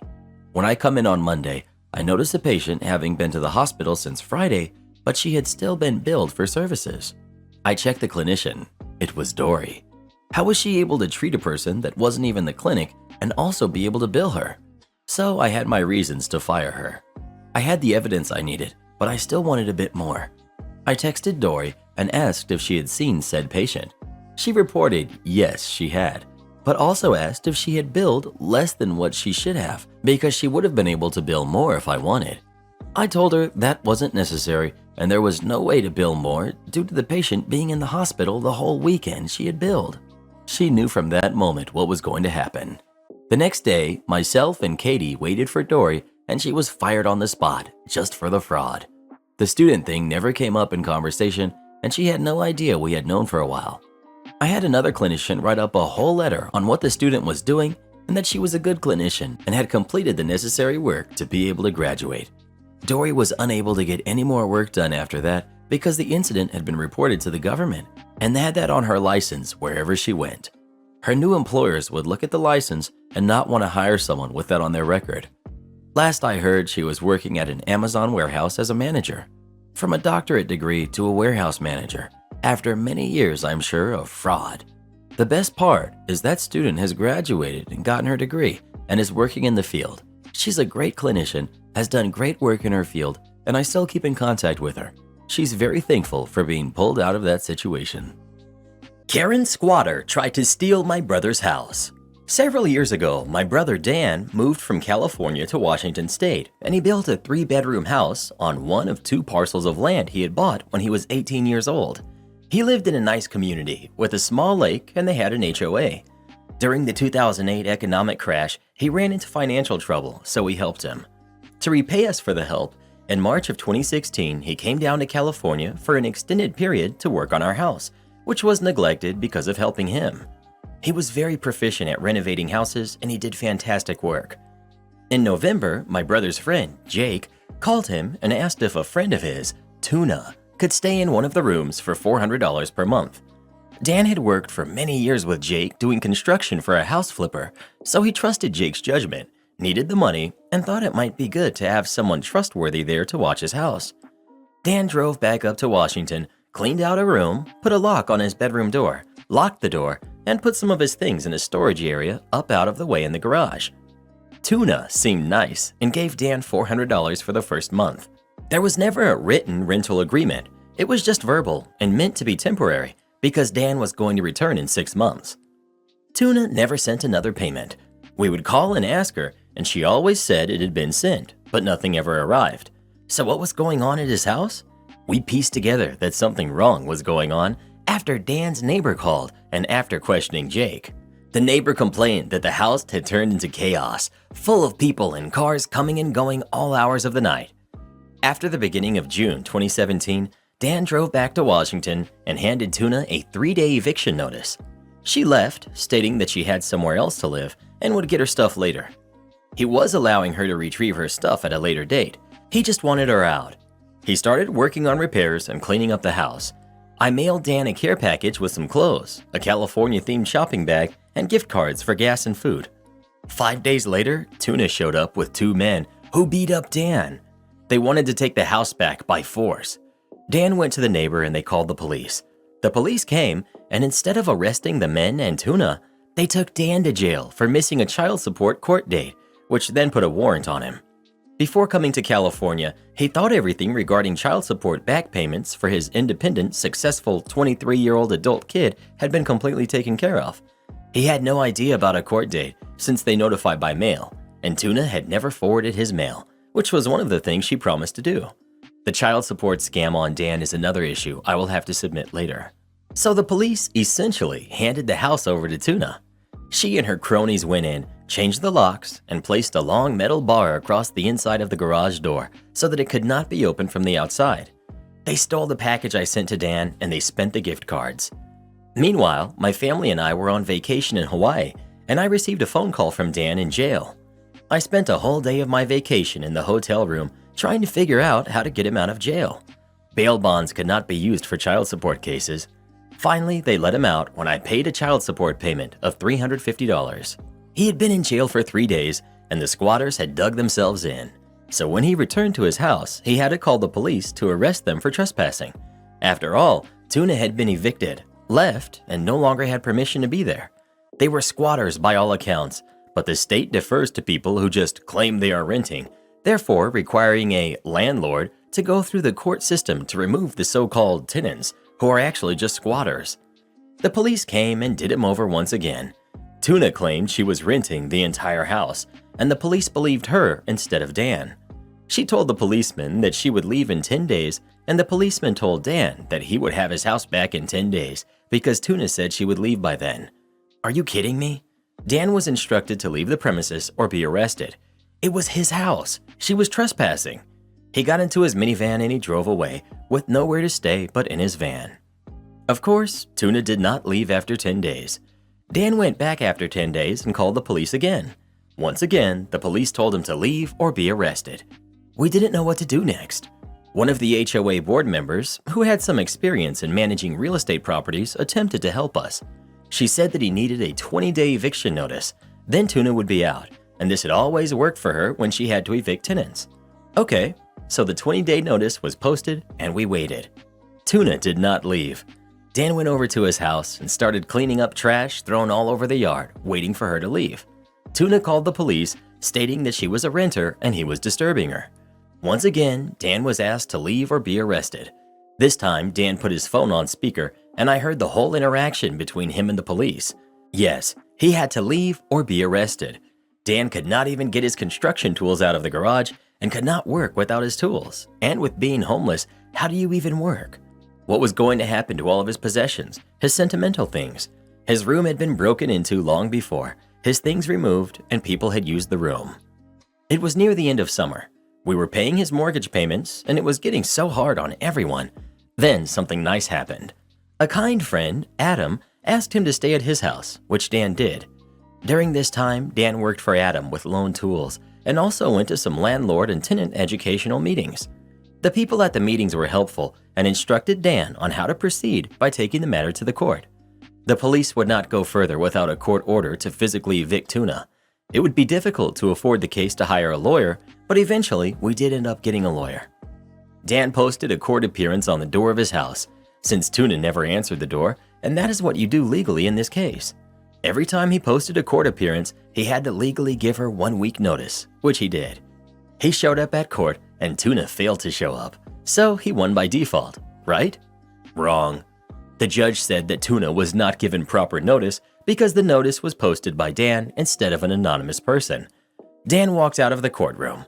The lawyers from the landlord and tenant meetings were there, and they couldn't believe it. Unfortunately, Adam had to move out of his house he was renting, so Dan had to go back to living in his van. It was autumn in the Pacific Northwest and getting cold. The police had started harassing him if he slept in his van. We rented motel rooms for Dan. One night at a motel, Dan heard a knock on the door in the middle of the night. He thought it was the motel staff and opened the door. 2 men burst into the room and proceeded to beat him up, and they robbed him. They broke his finger and they gave him a concussion. Dan ran to his van, drove it to a parking lot, and he slept. He refused to go back to the motel. Things were starting to go downhill in a very bad way. I found a lawyer from a nonprofit who worked for free to help. He actually used that 3-day eviction notice that Dan had given Tuna back in June as a basis for the case. I had found it online. The wording was appropriate and it had been served properly. The lawyer had to jump through endless hoops in court appearances. The same judge presided over every case that had to do with evictions, and she always favored the tenants, including entitled ones. This took forever, like 3 more months, and Dan became haggard, homeless, sick, depressed, and at times he had gone missing. Once I called every hospital, jail, homeless shelter, and even the food bank looking for him. His van was impounded 4 times. He was hospitalized 4 times. He was endlessly hunted down and harassed by the police. 3 times I found him because I was listed as his emergency contact on his state insurance, and he showed up at the hospitals. While all of this was happening to Dan, my husband was in a serious motorcycle accident, and I had to take care of my husband, changing his dressings, etc. Okay, I'm crying right now. This was so hard to endure, remember, and difficult to write about. I couldn't leave and fly up to Washington to help my brother, but I was doing everything down here to get his house back with the lawyer. I got him motel rooms at other motels when I could. I paid 4 times to get his van out of impound. I sent him cell phones and care packages delivered at UPS stores. One time, Dan was lost and didn't have his van or phone. He ended up at a hospital who contacted me. He told me that he had felt really sick and had gone to the hospital earlier, who released him after examining him, even after he pleaded with them to let him stay because he felt horribly sick. He ended up collapsing on the sidewalk by the Salvation Army shelter, who wouldn't even let him in, and another homeless person called 911. So he was back at the hospital with a very serious condition affecting his heart. I told the hospital to please call me at release time so I could arrange a motel for Dan. They didn't. He was then found in a park in frigid weather, dressed in a pair of scrubs, a t-shirt, a hoodie, and 1 shoe. A city policeman called me and took him to a motel, where he stayed a while. I sent a care package there. Dan told me that one time when he was being harassed by the police for cooking food in a park, he mouthed off and told them that they were jerks, and it was their fault that he was homeless because they gave his house to a squatter. A fire truck arrived, so he was not arrested with the firemen there, but I don't think the police liked him much for saying that. In October, Dan was arrested for drunk driving while he was sleeping in a Walmart parking lot. I had to bail him out of jail over that. Every time he didn't get to court hearings, they would post warrants for his arrest. One time he was in jail and they refused to give him his medication, so I had to bail him out because he felt so awful. In mid-November, the police arrested Dan again for not showing up to court for that so-called drunk driving incident. He begged me to bail him out. Even though the bail bondsman paid the bail in the late afternoon, the jail released him in the middle of the night, again with no vehicle, impounded, a dead cell phone, no charger, it's in the van, no money, etc. I found out later that this jail only releases people at night, so they can get credit and are paid by the state for the whole day. That night he was released, it was our deceased mother's birthday. Dan was then found unconscious in a ditch by a seawall in a Starbucks parking lot. He had a broken femur, a broken hip, cracked spine, and a head concussion, and his finger was still broken from the motel incident. The doctors evaluated that he had been hit in the back of his head with something. We do not know who did it. The last thing he remembers was a police car driving by. He was airlifted to a major hospital in Seattle, about 50 miles from where he was. I took a flight up to Seattle as soon as I could and I visited him.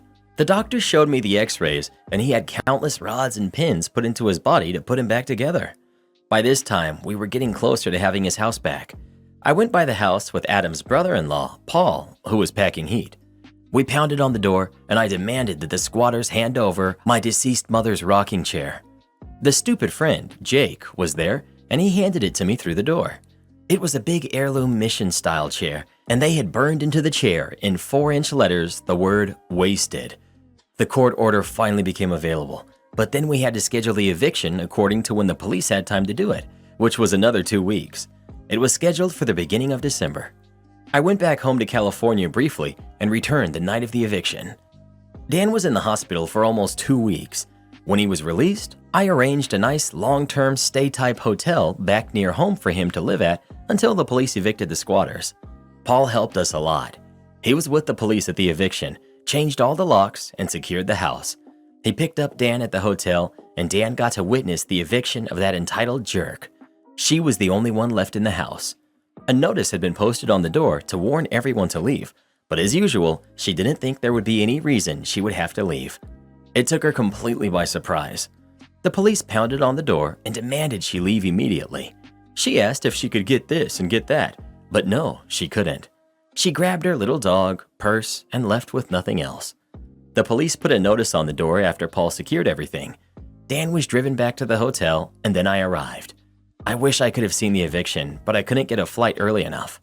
The neighbors said that a bunch of people came to the house that night pounding on the door trying to get in, but they couldn't. They almost called the police, but the people left. We went over there every day for about a week to clean up.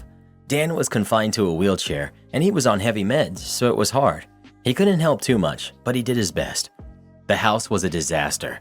There were literally 5 tons of garbage in the yard around the house.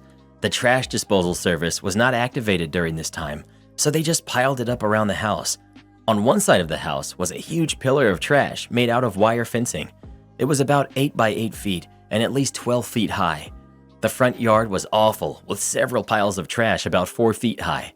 Tuna left every single thing in the kitchen, in the cupboards, and rotting food in the pans. The carpets were soaked in dog pee. There were clothes and junk everywhere. There were loads of crushed glass embedded into the gravel driveway, like she wanted us to get flat tires.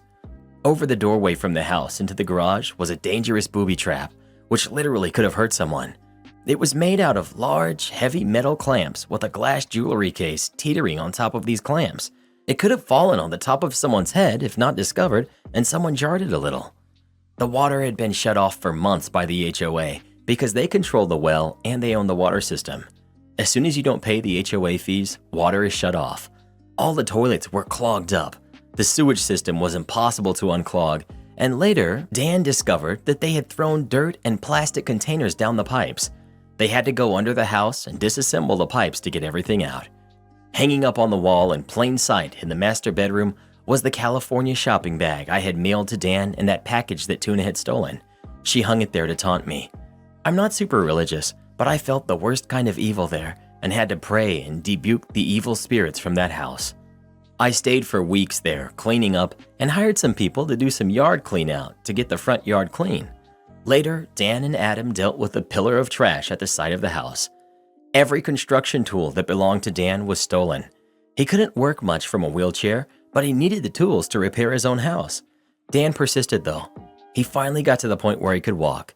Now he can't walk for long periods, he gets tired easily, but he can do things slowly. He has some nice roommates that drive him places and take care of him at times. Many of his tools have been replaced. He sanded off the word wasted on Mom's rocking chair. We have sunk a lot of money into helping him, but what else is one supposed to do? It was a life or death situation. That was his house he had built so many years ago.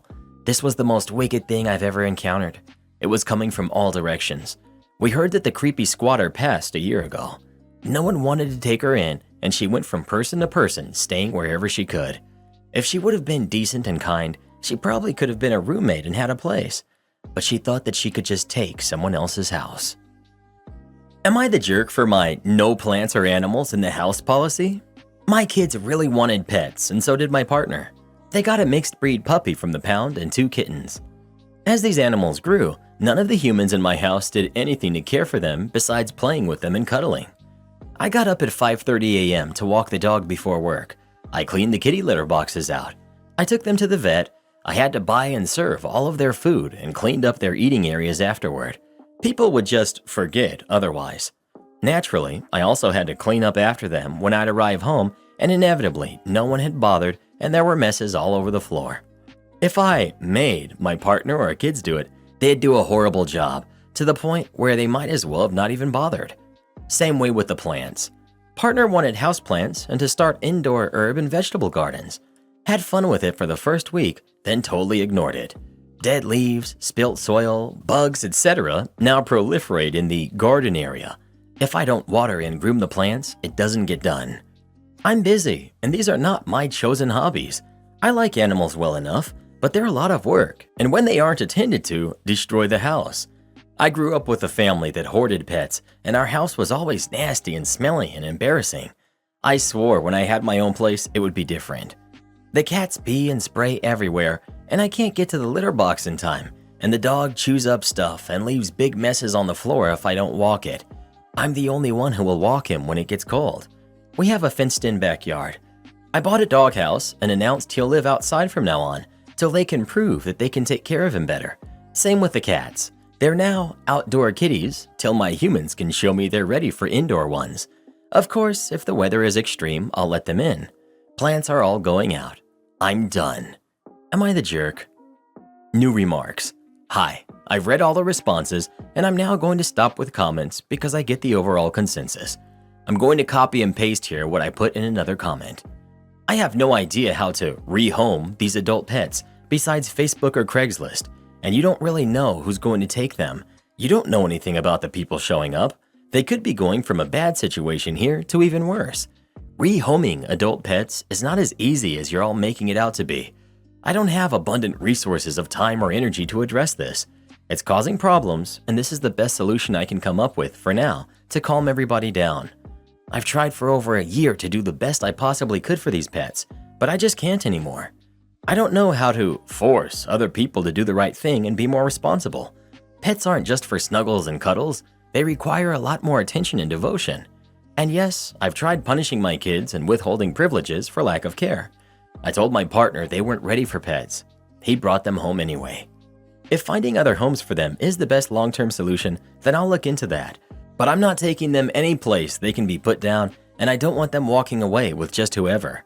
I have a nice landscaped backyard with a big covered deck and patio, where he'll have a dog bed in addition to the doghouse I bought. And the cats will have little cat cozies too. It's not like I'm tossing them into the jungle.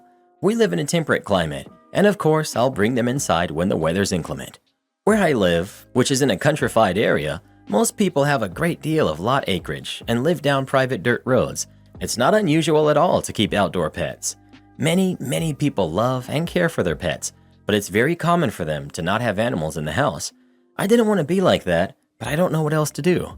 My pets, including the cats, have been indoor and outdoor all their life. The cats were not exclusively raised indoors. Now those are my excuses, and I won't give any more. I completely understand that many people feel like animals should never live outside.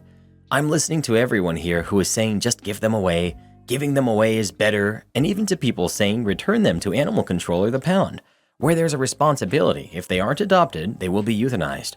Even though I do not see it like this, that's definitely a majority opinion here. So I appreciate all these responses, and I will give more thought to this, but that's all I have to say for now. And honestly, I've gotten some very horrible inbox messages, calling me all kinds of names, as well as really mean stuff people shouldn't be saying to me. Not the jerk for being frustrated or implementing a no pets or plants rule. You are the jerk for putting the animals outside though. They'll likely just be even more neglected than they are now. Outdoor cats are a public nuisance. Take them to a shelter or rescue or find them a new home. You're the jerk. Rehome the animals instead of throwing them outside. Go to your local rescue and get help to rehome them. Those animals will not understand why they're being punished, and putting cats outside after being indoor animals is quite dangerous for them.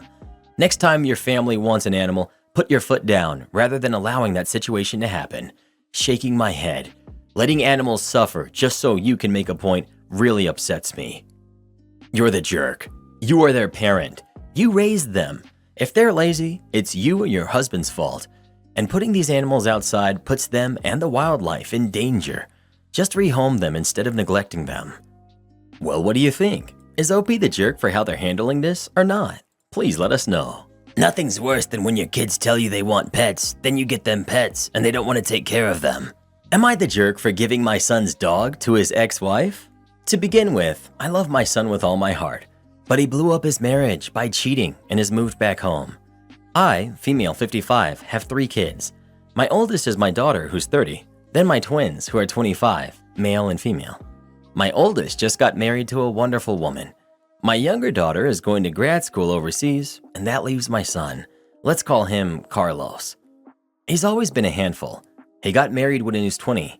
His ex-wife had a 3-year-old daughter whom I love, and no matter what, I am her grandmother. They later had a baby together, my other grandchild, who is 2. Lockdown caused a lot of stress in his life, and he works in a fly-in, fly-out camp job. He's gone for 2 weeks at a time, then home for 2 weeks. He makes very good money and enjoys spending it, maybe a little bit too much.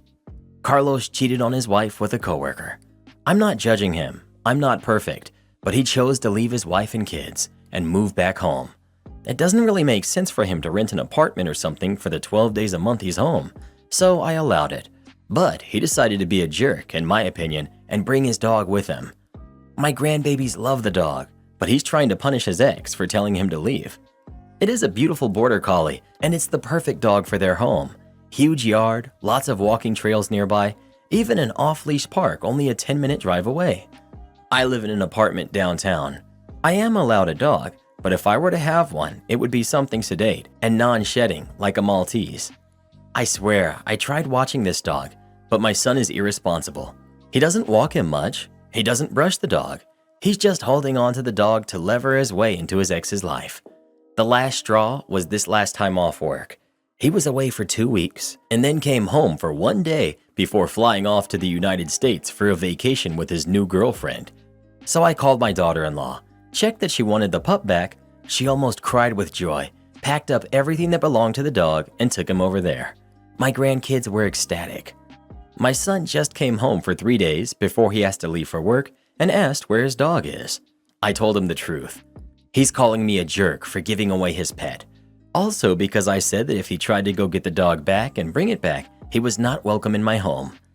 Am I the jerk? Not the jerk, in my opinion. He's only thinking of himself, not you, not the dog, and not his kids. Also, calling you a jerk? You're nice to let him back into your home at all after all of that. OP, he's always been hot-headed. I love him, but he is a pain in my backside. I wish his father had been around longer to help raise him. I tried, but it was hard. He's always been a hothead because he, likely, hasn't suffered real consequences. Tell him that if he's old enough to get himself into this mess, he's old enough to figure it out. Stop letting him live with you. Time for him to handle himself and his own life. People are so quick to blame the mother, but sometimes people just have kind of a bad temperament, or they have mental health problems that make their behavior challenging socially. It's not 100% nurture. If her other kids are great people, I would be inclined to believe that he may just be a mean person. I'm not generally supportive of unilaterally giving away someone's pet, but I think it was entirely justified in this case. He brought it into your home without asking you, and he's literally never home to take care of it. He was intentionally making you, the dog, and his own kids upset just to get back at his wife for not putting up with his cheating. Good job, Grandma. Not the jerk. Well, what do you think? Is OP the jerk for giving away her dog's son or not? Please let us know. Sounds like a very happy ending to me. Am I the jerk for losing it on my husband for lying about an emergency to get me to leave my brother's wedding early? My husband has been sick for a few days. He got sick around the time of my brother's wedding. I took care of him 24 hours for days. He's on meds and can move and go to the bathroom and eat on his own. I told him I was going to my brother's wedding and he threw a fit, saying I couldn't leave him alone while he's sick. I told him he was not that sick. It's just some stomach issue that he's getting treatment for, and suggested he call his sister to come stay with him. He said no and told me to miss it. I got upset and bluntly said no, and that he could survive for a few hours while I attend the wedding. He sulked, and as I was leaving, he said he hoped I won't ever come back. It hurt my feelings, But I knew that he was just mad and he didn't mean it. At the wedding, I got a text from him saying he lost balance and fell off the stairs and hurt his back. He said he was in a lot of pain and he threw up and he couldn't move, and insisted that I get home ASAP. I freaked out and started calling his phone, but he didn't answer. I thought he must have passed out, and I freaked out even more. I got in my car and drove back to our house immediately. When I got home, I rushed towards the stairs while calling out his name, but he wasn't there. I really started to get freaked out. I rushed into the bedroom and found him in bed, drinking juice. And as soon as he saw me, he put the phone down. I instantly knew he lied, so I lost it on him, and I started yelling, saying that he freaked me out and caused me to miss my brother's wedding for nothing, absolutely nothing. He said that he had already told me I couldn't leave him alone in the house, and that this very scenario could have actually happened if I stayed there any longer. I yelled at him, calling him horrible, which made him cry. He started crying and throwing his juice all over the place. Throwing his juice? I had to step out and call his sister, thinking she'd come help, but she came and started going off on me, saying that I had a lot of nerve, expecting her to back me up after I so carelessly left her brother alone at the house in that state just to attend a party. We got into an argument, and I went to stay with my family. My brother understood when I explained the situation to him. My husband and I haven't seen each other since then, but his sister kept saying I had no right to scream at her brother and cause him a panic attack, and said he at least was clear with me from the start, but I chose to be dismissive. Was what I did dismissive? Edit. I'm 26 years old. He's 23 years old. Not the jerk. He lied, he's manipulative, and he mistreats you. The only reason to go back to that house should be to collect your belongings. Sis, get out of this relationship. This is only the tip of the iceberg of what he's going to put you through when you don't do what he says. He's a controlling person, highly likely manipulative, and is actively seeking to destroy your relationship with your family. Let's be clear, this was about control. In a functional family, a sibling's wedding is sacred. You move heaven and earth to be there to support your sibling and to celebrate the start of their new life with their spouse. Your husband hurt your brother, pulling you away from what should have been about him and his wife. He created a scene because I can guarantee that the conversation became about your husband's injury and the emergency. He robbed you of special time with your family. This would destroy any trust I had in my spouse permanently.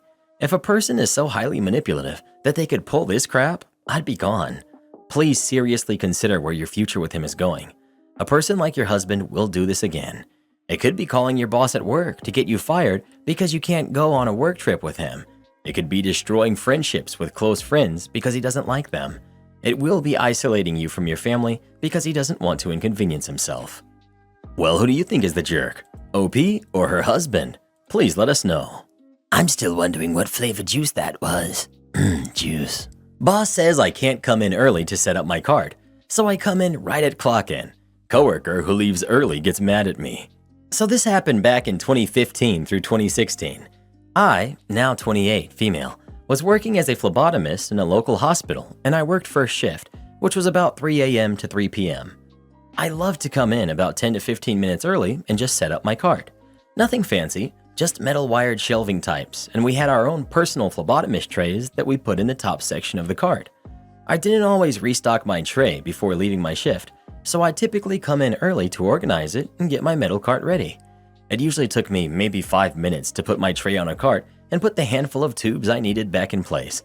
Then I'd spend the rest of my time waking up in the break room with coffee. Well, one woman, I can't remember her age, who came into work a few months after I started and I had issues. I found her lazy and rude. Examples, she would come in and snap at people when they tried to help her. She would take a book with her during the morning rush, which was 3 a.m. to 6 or 7 a.m., and sit on the floor to read and not come back to the lab to help after collecting her labs. She would hang out during the nurses' celebrations and not come back for hours at a time. She wouldn't clock in until the last second, and then she'd clock out the earliest minute she could. When it was time to start the morning rush, she'd get mad if someone took the stack of labs she wanted, and she'd go demanding them. She and I worked the same overnight shift, but I got tired of her attitude and switched shifts. Well, like I said, I like to come early and set up my cart before I clocked in, and she figured this out quickly, so she would try and hand me the stroke or trauma pager, something that needed to be handed to the next phlebotomist who was scheduled to take it that shift, but she'd try to give me hers even if I wasn't scheduled for that one. But I refused, saying, "I'm not clocked in yet." So she just left it on my card a few times without telling me, which led to it going off for a call to the ER, and I had to clock in early. And when I saw her in the lab again, I told her to never do that again. The conversation got heated, which led to a meeting with me, the coworker, and our supervisor. Our supervisor took her side and said, "Just take it, and if it goes off, you clock in, and then I will adjust the clock in on your computer," saying that she had shortened my time on the clock. So I said fine. I set my alarm for later in the morning, and I started coming in the last minute I could to clock in at 2:59 a.m. Yes, it made me start my rush a little later, but the look on my coworker's face when she saw me later, right before she was to clock out, as she was trying to hand me a pager I wasn't scheduled to have, and I already had the one I was supposed to, was priceless. She complained to the supervisor, who tried to talk to me, but I said, "Well, I'm not supposed to be here until 3, so that's when I get here and clock in now. I don't want my hours messed up." She didn't even try to argue. The coworker was very upset. She even screamed through the lab, demanding someone take her pager so she could go home. It was still 20 minutes until her shift was done. My Karen wife won't let me buy the coffee I want, even though I'm the only one who works. I've lately come to enjoy some nicer coffee than I usually drink. I brew it at home, so we're not talking daily $7 drinks or anything. Instead of getting a giant bulk bag of Kirkland coffee, I've come to enjoy a $12 bag from the grocery store. It lasts a bit over a week, maybe 2, instead of $15 for about 5 weeks. My wife doesn't work. I work from home. She also unfortunately isn't doing a lot around the house right now because of a medical condition. I've been picking up most of the slack while she sits around. This has been going on for 6 months for the household, years for the job.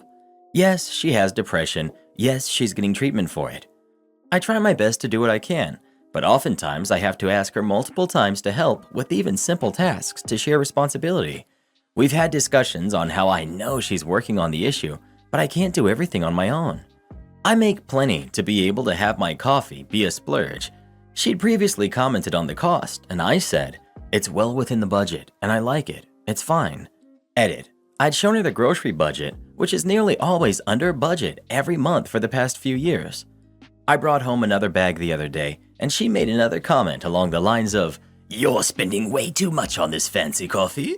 You need to go back to the other stuff." Having had to make the grocery run again, after doing other household chores that morning, I snapped. The one with the job gets to make the grocery choices. Work again or contribute to the household, and you can have a say in what we buy. She called me a cold-hearted jerk and stormed out of the room. So, am I the jerk for my reaction to being called out on coffee buying? Everyone sucks here. For your part of it, it's only for saying the one with the job gets to make the grocery choices. In my opinion, that is cold-hearted. But if it really is the difference of $4.50 a week and that's within the budget, then she's being unreasonable. Not the jerk for buying the coffee you want, but a statement like that makes you sound like an obnoxious jerk. You get the jerk rating for that. If the situation were reversed, would you want your wife to be so dismissive of your concerns? You and your wife are life partners, for better or for worse, so what's yours is also hers and vice versa. Explain to her that you enjoy this coffee and it's under budget, and continue to buy it if you want to, but don't act like some egotistical jerk. Everyone sucks here. As long as you're not about to lose the house or in financial troubles, she should not be dictating what you can and can't buy. It doesn't sound like this coffee is going to break the bank. She's a jerk for that. Maybe worth talking to her about why she has such anxiety about finances. It could come from her background or possibly from feeling guilty about not being able to work. On the other hand, you are absolutely the jerk for saying because you earn the money, you make all the financial decisions. You agreed to support her and she has valid reasons for not being able to work. If you don't like this situation, divorce her. But saying you get to make all the financial decisions because you're making the money is heading down the path of financially mistreating her. Comments like this are only going to make her more worried about your finances. You're the jerk. You sound like a monster, to be honest. Why do men still think it's our job to be your maids? Newsflash, it's not the 50s anymore. As a married couple, whatever money you earn is just as much hers as it is yours. When I was growing up, my dad tried the same crap, telling my mom that because he was the one working while she was watching TV all day, that he got to make the big financial decisions. Long story short, She decided to leave him, and he's still paying her alimony to this day. Instead of retiring early like he planned to, he's still working at almost 70 years old, and she gets to enjoy her life like she deserved to. That's what I call a win, and I hope your wife does the same thing to you for how horribly you're treating her. And they wonder why the marriage rates are declining so much. Well, who do you think is the jerk? OP or his wife? Please let us know. Am I the jerk for firing an employee returning from maternity leave? I really don't think I'm in the wrong here. I feel like the devil right now, so I'll accept whatever judgment you all have. I run a team of about 6 people. Our company offers a large amount of maternity leave, 10 months. One of my employees got pregnant recently. I'll call her Jess. Our team does project-based work, and in the period between her leaving for maternity leave, we finished up the project we were working on when she left and started working on a project without her. During this period, our team had to adapt to working without her expertise in certain matters. We adapted, and eventually some of us developed the skills needed to do some of her workload. The situation we have now is me and 2 others split half the work that Jess used to do, and we have hired someone new to come into the team to handle the other part of Jess's workload and then some. This new employee came at significantly reduced cost, as he was straight out of uni and we pay him a fraction of what Jess costs currently. Now Jess has come back to the team, but there's another issue. Our firm has informed us that for some stupid reason, we no longer have the budget for a 7-person team and we'll have to let someone go. The news came about when I submitted the paperwork for Jess's return. We are 5 months into a project that should take an estimated 10 months, and my decision came down to Jess and the man we hired to replace her. The reason we hired a replacement, which is not normally what we do, is because we anticipated that for this project, the workload would be far greater than our current capacity, which it is not. As you can tell by the title, I chose the replacement. I did so for the following reasons. Far cheaper, thus freeing up a lot more money than keeping Jess on. He was up to date on the project, and we would be able to move forward seamlessly, whereas with Jess, we would have to take time catching her up to speed on half the project. The clients already knew and liked working with him, whereas they didn't know Jess at all. She's been out of the field for a prolonged period, whilst he's been here for the past 9 months, so she may or may not find it hard to adapt back to work life, whilst with him it isn't a question. He performed his work better than she did hers and interacted better with the team. Obviously, the ideal situation which I wanted was to keep both and not put a new single mother with no other job lined up out in the cold, but I had to do right by the team and firm. I told her I'd write her a brilliant letter of recommendation and that in a few months she could try and apply for a job at our firm. Hopefully we'll have the budget, but she snapped at me and told me not to bother and called me a jerk and left.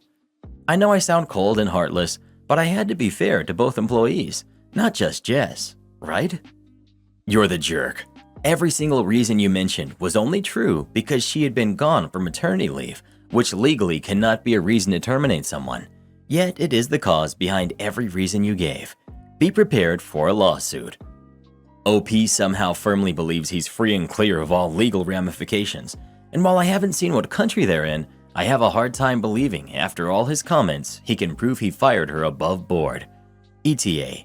Not to mention, he says more than once in the comments how no one was even remotely qualified to fill Jess's shoes and perform her role to the same extent she did. Heck, even in the original post, he says it took 3 people to take on her job. How can you justify firing her for anything but punishment for using a benefit her own company provided? Bonkers. I mean, his first attempt posting here said he basically fired his employee for being pregnant. If that's not admission of discrimination, I don't know what is. In the words of Andrew Garfield in The Social Network, you better lawyer up, jerk. You're the jerk. Jess, if you ever see this and the OP is deleted, I took screenshots. You're punishing her for having a baby and taking the maternity leave that your business offers? You knew she was coming back. Why didn't you hire a temp replacement until that time? You're not going to save money after she takes legal action for being fired because she's a mother. You're the jerk. Well, what do you think? Is OP the jerk for firing them or not? Please let us know. If you knew she was returning, why hire a permanent replacement for her? I don't get that. Boss says I have to scan packages before I load them, then gets mad when I refuse to load unscanned packages. First things first, backstory. I work at a large hub facility of a well-known shipping company as a package handler. Essentially, it's our job to handle the packages, as the name implies, pulling them off trucks, sorting them out, and putting them on new trucks depending on where we're put in the facility. I work with the main delivery trucks that deliver packages to homes and smaller businesses. The packages come with barcodes on the side as well as small spot labels to allow someone to see the address, which part of the facility they go to, and which truck they are to be put on. We used to be given small scanners that would scan the barcodes in order to ensure we didn't put the packages on the wrong trucks or get a package that didn't belong in our area, as sometimes the labels could be wrong due to errors or a package might lose its label. The trucks are even fitted with sensors, so if you scan a package and try to walk into a truck where it doesn't belong, the scanner would start to whine. With that setup, now enters our main antagonist of the story, Alan, my former supervisor. Alan is a short, skinny guy with a thin mustache and is a micromanager of the highest degree. He always walked up and down the trucks to watch us work, watched us from a distance or close by with his arms crossed to get us to work faster, constantly told us to grab all of our packages as they come to us, despite the fact they go around on a moving conveyor belt that literally loops them back if we miss them, told us to load up our larger packages as soon as we get them, despite the fact it makes it harder to move through the trucks, and place other packages on the shelves, and even hopped into some people's trucks to move packages around the right way, his way. I can go on and on about Alan, but today I'm here to vent about just one of these events, or we would be here all day. So anyways, Alan had me and the other package handlers of our area in a group texting chat in order to tell us our start times for the next shift, as well as compare our work speeds to each other via our scanning count. I assume to make us feel bad and work harder, but we don't really care. Around that time, the number of packages we misloaded onto our trucks, as we call it, had increased. And ever since, Alan had been adding to his group messages that we need to scan every package and make sure that we are aiming for 0 misloads. Annoying, but nothing too serious, at least I thought. On to the actual story portion. So one day I'm working on belt, as usual, and my scanner starts deciding to mess up, as they tend to do if smacked or if the battery comes loose. I go to Alan and ask him if he could help me fix it or give me a new one to use. Instead, he takes it and tells me to keep loading my trucks without the scanner and just use the labels on the packages. This isn't really allowed, and instead, I chose to stack the packages in front of the trucks so I can scan them once I get a new scanner. Alan eventually comes down and tells me to just load them into the trucks normally and to stop stacking. Frustrating, but I shrug and do it, and I try to avoid any real conflict. That evening, Alan messages the group and lists out our speeds, with me at the bottom, and is once again spouting on that we need to make sure we are scanning our packages before loading them, and even comes to talk to me the next day about my number of misloads. I'm angry, of course, as he is the one to tell me, but at that point, I was still fairly new to the job and didn't feel comfortable arguing with the supervisor, so I just try to continue on with my work with a mental note of always scanning my packages no matter what, so he can't pull this again, unaware that this will be my malicious compliance later on. Fast forward a few months later, Alan is leaving for real estate and is training one of the package handlers to be his replacement before he leaves. By that time, I'm fed up with all the micromanaging and pestering, and I can't wait for him to be gone. It's about the final week of his employment that I'm working the belt, and once again, my scanner messes up and stops working. I hand it over to Alan once again, and just like before, as if he has never cared about scanning, he tells me to keep loading the trucks. I smile to myself and nod. So I continue, stacking my packages in front of my trucks, waiting for that new scanner to arrive. Not long after, Alan comes back with the trainees at his side. He asks me what I'm doing, and I tell him I'm stacking my packages. Once more, he tells me to keep loading my trucks, and this time I talk back, telling him I'm not loading them without a scanner. I have to admit, at this time, I was done with Alan and let my anger get the better of me, raising my voice and getting a bit shaky, as I have a very hard time dealing with anger, especially after dealing with his crap for so long. The trainee tries to settle the situation and tells me to just keep stacking and they'll get me a scanner right away, but is interrupted by Alan telling me once again to load my trucks, this time louder. I flatly respond, no, and thus it goes back and forth like this for nearly half a minute before I eventually tell him to get it to me in writing because I'm not getting fired over this. Remember, we're not supposed to load a package without scanning it, and can indeed get in trouble if they can prove we did this intentionally. This seems to get him even more mad, and he eventually tries to pull the head supervisor card. He asks me if I would like him to get the head supervisor to try and intimidate me. I wasn't able to chuckle in my anger and just told him to go ahead and get him. Him and the trainee walk off with him storming down the belt. A few minutes later, the trainee comes back with a scanner in hand, apologizing and telling me to just get back to work. I didn't see Alan for the rest of the day, and if memory serves, the rest of his final week as well. Sorry if it's not as explosive as some of the other posts, but this was just my first real malicious compliance, and I hope you enjoyed the read all the same. And to any supervisors reading this, please just let us do our jobs. Have you ever had a micromanaging boss that yells at you? If so, what did you do about it? Please let us know. I unloaded trucks at Walmart once for about a week. I couldn't take the constant yelling from the manager. I just gotten out of the military. The last thing I wanted to do was be yelled at in the civilian world. My fiance hid my engagement ring as a prank. My fiance, male 31, proposed to me, female 28, days ago. He has this habit of joking around and pulling pranks from time to time. It bothers me sometimes, but I try to have patience. His family wanted to throw us an engagement party at a restaurant. I heard his mom talk about how expensive the place was and how much money they paid for reservations, so this was clearly a huge deal for them. My fiance and I were getting ready. I noticed my engagement ring wasn't where I left it before I entered the shower. I freaked out and looked for it everywhere. I asked my fiance about it, and he said he didn't see it. I freaked out and was running out of time for the party. He sat there watching me, almost losing my mind and trying to find it, to the point where I started crying because without the ring, I couldn't show up to the party. I kept thinking about what his family would say and how they'd think I was irresponsible to lose the ring that is somewhat expensive. I gave up looking and sat down and just cried in frustration. Next thing I know, my fiance was standing in front of me, laughing with his hand extended to me with the ring in it. I asked where he found it, and he could barely speak and say that he hid it last minute before the party as a prank. I was in shock. He casually told me to get ready so we could get there on time, but I just sort of blew up on him and started yelling, saying he hid the ring, made me freak out for 2 hours almost, and almost made me miss the party. He was like, "Relax, it was a prank, okay? Don't make a big deal out of it and ruin the evening." I told him I wasn't going to the party, and that if his family asked, I would tell them it was because he hid my ring. He freaked out and started begging me to let it go and just go with him, but I refused and went into the bedroom, took my medication and stayed there. He lost it and kept saying that I blew this out of proportion and that I ruined my own party and cost his family money and disrespected them by not attending. His family found out and they were mad at him, but also me for choosing to not attend and getting over it. But I was in a horrible state emotionally and couldn't handle being in a public place after what had happened. Am I the jerk for choosing to not go after he hid the ring? Info. Why would you marry someone who thinks making you cry is funny?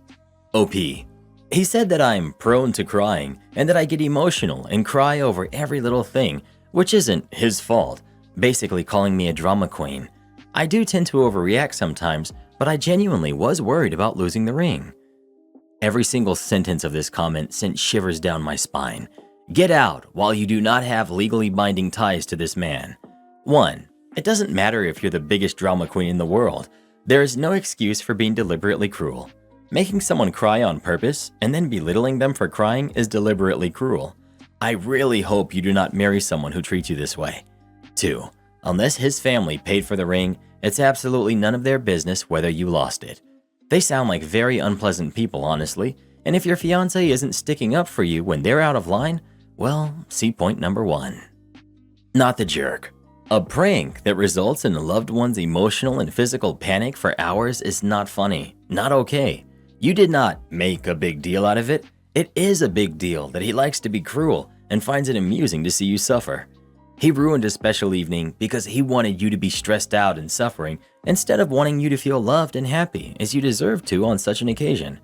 And he disrespected and tainted the ring that is supposed to represent your unity and love for one another. This is fully on him. He made a mistake in believing that he could manipulate you into relaxing about his cruelty, but you respect yourself too much to play along. I'm proud of you, OP, for valuing yourself when he clearly does not value you. I would never put that ring on ever again. He ruined everything, but at the end of the day, you dodged a bullet. He doesn't deserve you. You're the jerk. You're still engaged to a person who thinks it's funny to watch you panic, suffer, and cry. Your partner likes to make you suffer. It amuses him to see you like this. Does this sound like a partner you can trust to have your back and support you? Because he keeps not having your back and supporting you in small things, so why should you trust him with big things? You're a jerk for accepting the ring, saying yes, and remaining engaged to him. Stop being a jerk. Everyone sucks here except your in-laws. Your fiance sucks because a prank is about 5 minutes, not 2 hours. You, because your in-laws spent a lot of money. If you were going to punish them for their son's actions, you should have the courtesy to call them, or pulled it together and just gone mad or not gone. Exactly. The only acceptable reason not to go to an expensive engagement dinner would be if you called off the engagement. Anything else is petty and you need to get over it and keep it between the two of you. However, if your man is really as callous as you described, you need to dump him. I can't imagine my husband letting me stress, cry, and get upset for 2 hours as a joke. Especially not before something for his family that you need to make a good impression on, like hair and makeup, etc. I don't think either of you are ready for marriage. Well, who do you think is the jerk?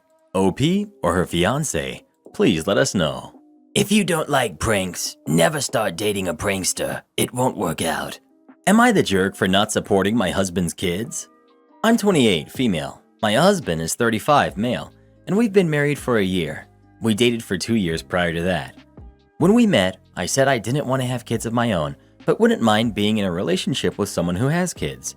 We came to the agreement that he would be solely responsible for his kids, minus the little stuff.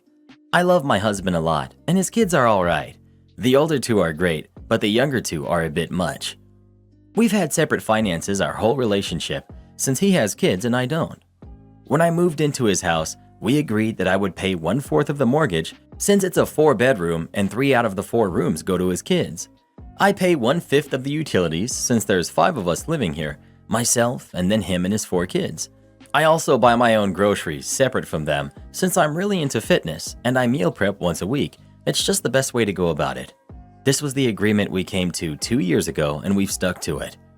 Recently, I've gotten a new car and I guess he's realized my finances vary a bit more from his than they used to. I work as a travel nurse, going to wherever pays the most for about 1/3 of the year. I make pretty good money and I've saved a lot. I make around $130,000 a year. Meal prepping and responsible spending has helped a lot. I don't buy myself a lot of luxuries other than my new car.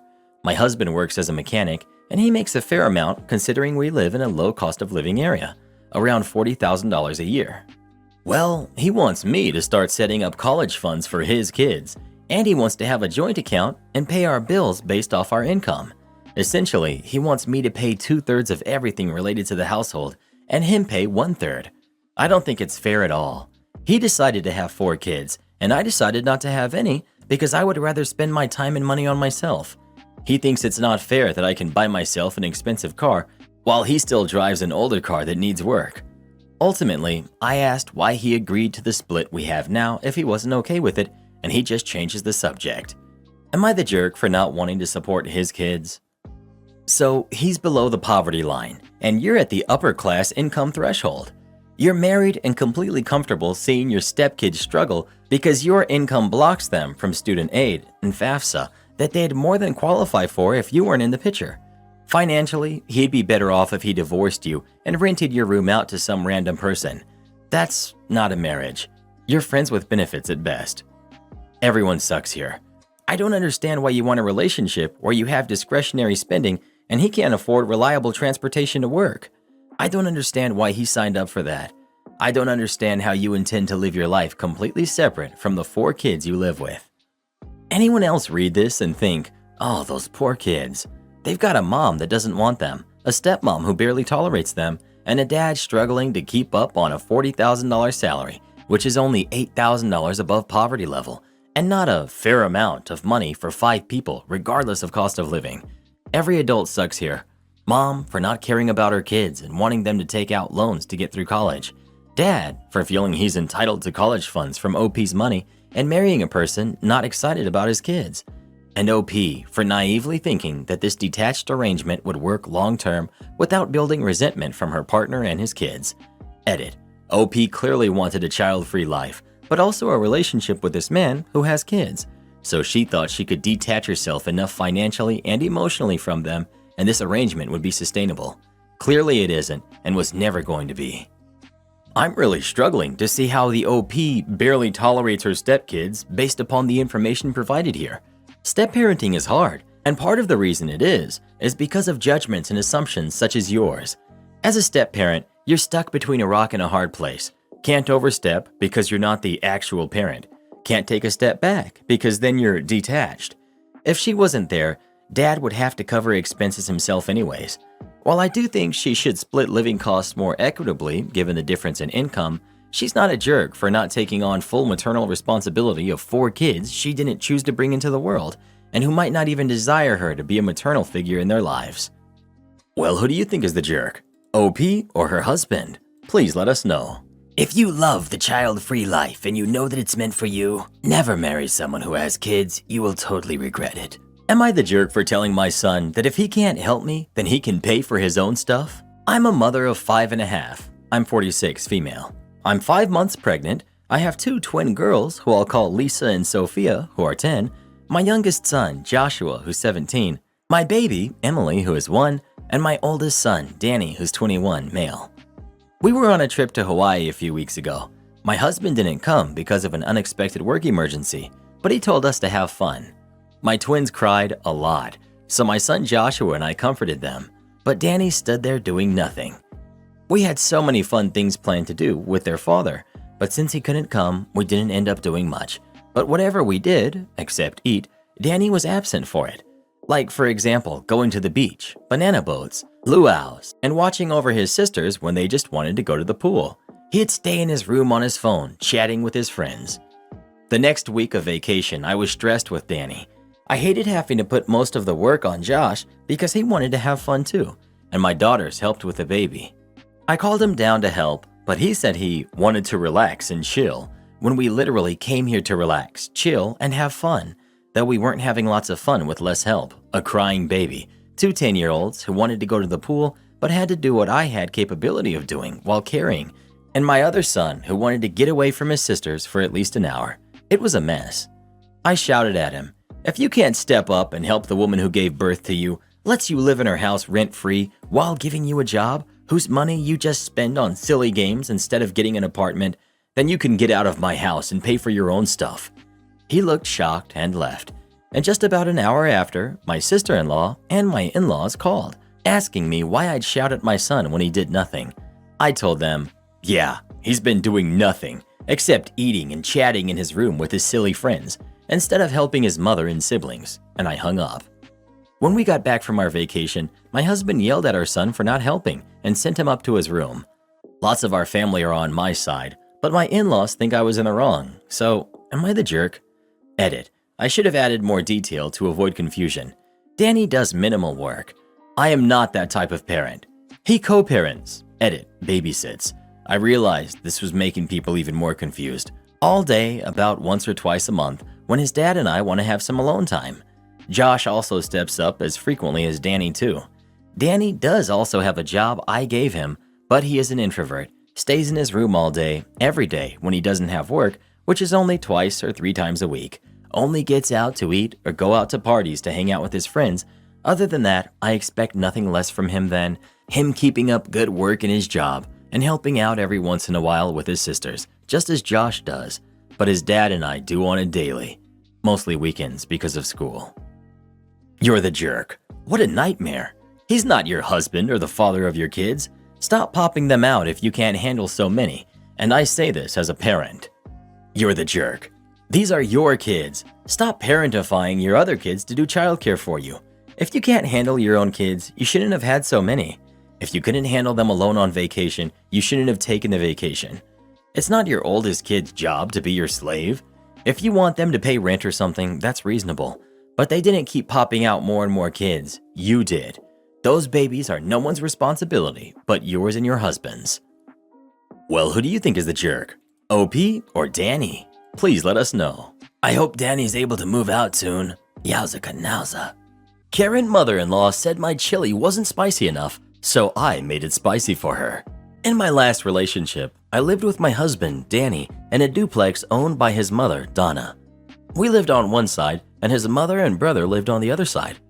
Donna was a very horrible person and took great joy in belittling me and tormenting me every chance she got. She took extra pride in herself if she succeeded in making me cry. My ex-husband is a professional cook and would often prepare enough food for his mother in addition to ourselves. On occasions, when I would do the cooking, she also expected to be served dinner. One thing I made often was chili. Both my ex and his mother loved my chili, but both liked their chili on the spicy side. I never made my chili spicy, as I have a sensitive stomach. My ex would just add hot sauce to his serving, and that was that. But Donna would complain endlessly about the chili not being spicy, even going so far as to demand I make the next batch of chili spicy for her. I told her I wasn't going to do that because I wouldn't be able to eat it. She essentially told me that what I wanted didn't matter, since she had been gracious enough to allow me to live in her home. I told her if she wanted it spicy, she could add hot sauce to it like my ex did, or she could just make her own darn chili. So next time my ex told her I was making chili, she came over while I was making it and watched me like a hawk, demanding I add this, that, and another thing. I told her I would be making my chili the way I wanted to, and she could go home and wait for it to be done, or find something else to eat. She left, and I continued tending to my chili. Now, my ex is somewhat of a hot sauce connoisseur, and he's never met a hot sauce that was too spicy for him. So the previous Christmas, I bought him a bottle of Carolina Reaper puree. When the chili was ready, he asked me to make a Tupperware container of chili for his mother while he used the bathroom, and he'd take it to her when he was done. So, like the good little wifey I was, I put the chili into the container with a heaping tablespoon of Carolina Reaper, mixed it up really well, added some shredded cheese on top, and closed it up, ready to be delivered next door. Ex finished in the bathroom, delivered the chili, and we sat down to our meal. We had just finished, approximately 30 minutes later, when his phone rang. My ex liked to have his conversations on speaker, and I was glad of it this time. Danny, something is wrong. What's wrong, Mom? This chili. Oh, it's burning me up. What did your wife do to this chili? Ex looks at me confused. I just shrug. She didn't do anything to it. It's just our normal chili. What did you add to it, Mom? I added a little sriracha, but that shouldn't be hot like this.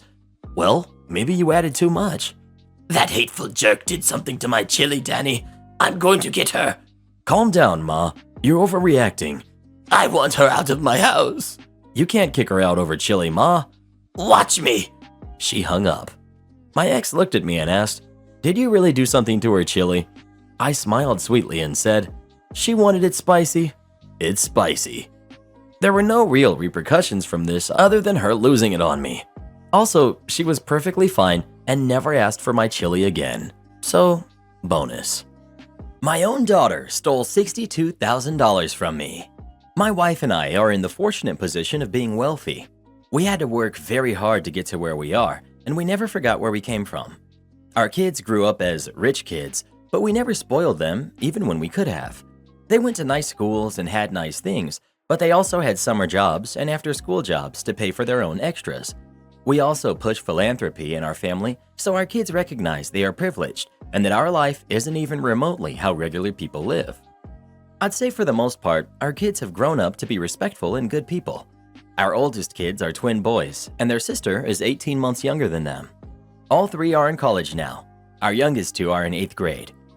I got a call from our bank a couple days ago saying that someone had cashed a check that was charged to our bank account in the amount of $61,347, and that the check had been made out to the tuition office at the university my oldest three kids attend. Naturally, I investigated the matter myself with the university, and I got some answers. I pieced together that one of my kids snagged my checkbook and wrote a tuition check for a friend of theirs. There's a much bigger story behind why this kid couldn't pay, but that's private, and my wife and I agreed to fund this young person's education because of their private struggles. I grilled my kids and figured out that it was our daughter, Joanna. Joanna was apologetic, but she was also quite insistent that she stood behind her actions. I respect my daughter for her convictions, and she really did have good reasons for why she did it. But the fact remains that she stole and then she hid it from us. Joanna asked what her punishment is, and I told her to get a job because she now owes her mother and I $62,000. Here's the thing. I don't expect Joanna to pay us back, and if she came to me tomorrow with the money, I wouldn't even take it. What I want is to see her make an effort, an acknowledgement of her actions and the consequences. If I see that she's actively trying, I'll tell her that she doesn't have to pay me back. She's my kid and I love her, so all I want is for her to learn a lesson. But Joanna doesn't know any of this. All she thinks is that she now owes me $62,000, so naturally I'm a horrible father and a very mean person. Am I the jerk? Not the jerk. I actually think you should follow through and expect her to pay it back in full. Same. Otherwise, she'll think from now on, oh, I just have to do what he wants for a couple weeks and I'll be good. My husband saw this post as well and thought of a good idea. OP lets the kid get a job and lets her pay him back for a year. Don't tell her it's just for a year, but at the end of the year, forgive the rest of the money. So she gets to spend a whole year learning the value of $1, as she clearly doesn't right now, and see how little a minimum wage job will even make a dent in that kind of money. And he can either keep the money or put it in savings for her for a later event. I think you're on spot for how you're addressing the sneaking, stealing, and lies. I'm sure you made it clear had she come to you and made a case for helping this person out, there would have been no consequence, but that the disciplinary action is a result of the dishonesty and the theft, not the jerk. Well, what do you think? Is OP the jerk for the way they're punishing her or not? Please let us know. I think this is what you call great parenting. Am I the jerk for evicting our tenants of 22 years? Our son is 22 years old. When he was born, we bought a second home, always with the intention of gifting it to him when he was an adult. It's a modest home, 2-bedroom bungalow with a developed basement that has an additional room, about 10 minutes from where we live. When we bought it, we listed it for rent, and a lovely couple started renting. They went on to have 6 kids. They chose not to move and continued living in the 3-bedroom home with the kids. The dad works, the mom stays home. Important to note that we bought this home in the year 2000. Even with a 15-year mortgage, the mortgage was quite low, and the rent not much more than the mortgage. We've only raised the rent 4 times in the 22 years that they've lived there, and the rent is still well below average for our area. I did look it up. An average rent where we are for a similar house is $2,000 to $2,600 a month. Our renters have only been paying $1,300 a month. When they started renting, we did talk to them. We did tell them that this house was eventually for our son. We never actually expected to have the same renters for 22 years. Our son graduated university in June and has been staying with us since then. But he's a responsible young man, and we decided that Christmas would be a good time to gift him this home.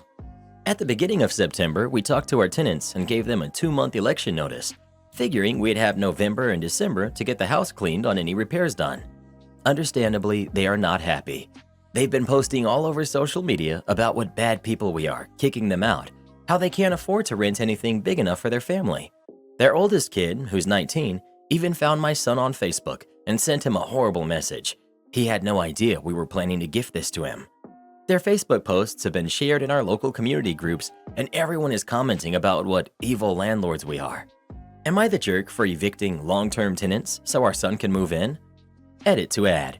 We did mention gifting the house to our son when he started university, so we told them when they moved in back in 2000 and when he started uni in 2018. Edit 2. It wasn't a legal eviction notice. We also didn't break the lease. 5 years ago, they decided not to renew as they thought they might buy soon and move to a month-to-month lease. Edit 3.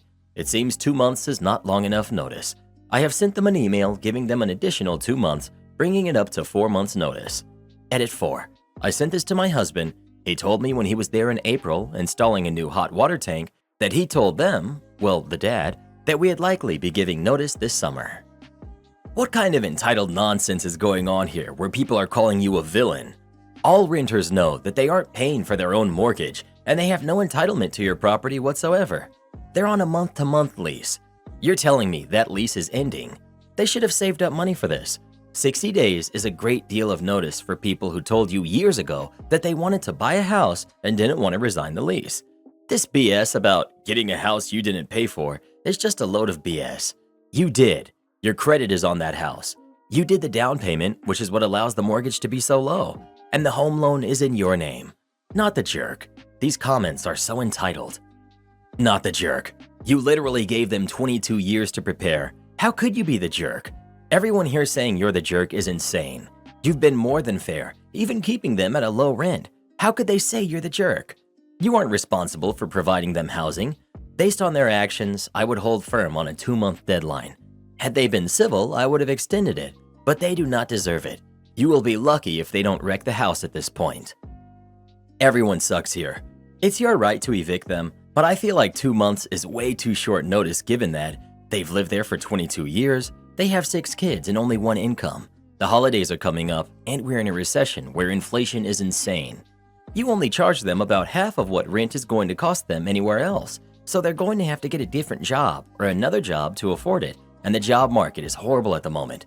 That being said, they could have talked to you about being able to stay there longer until they can make arrangements to afford a similar house, but they chose to get on Facebook and be salty rather than do anything productive.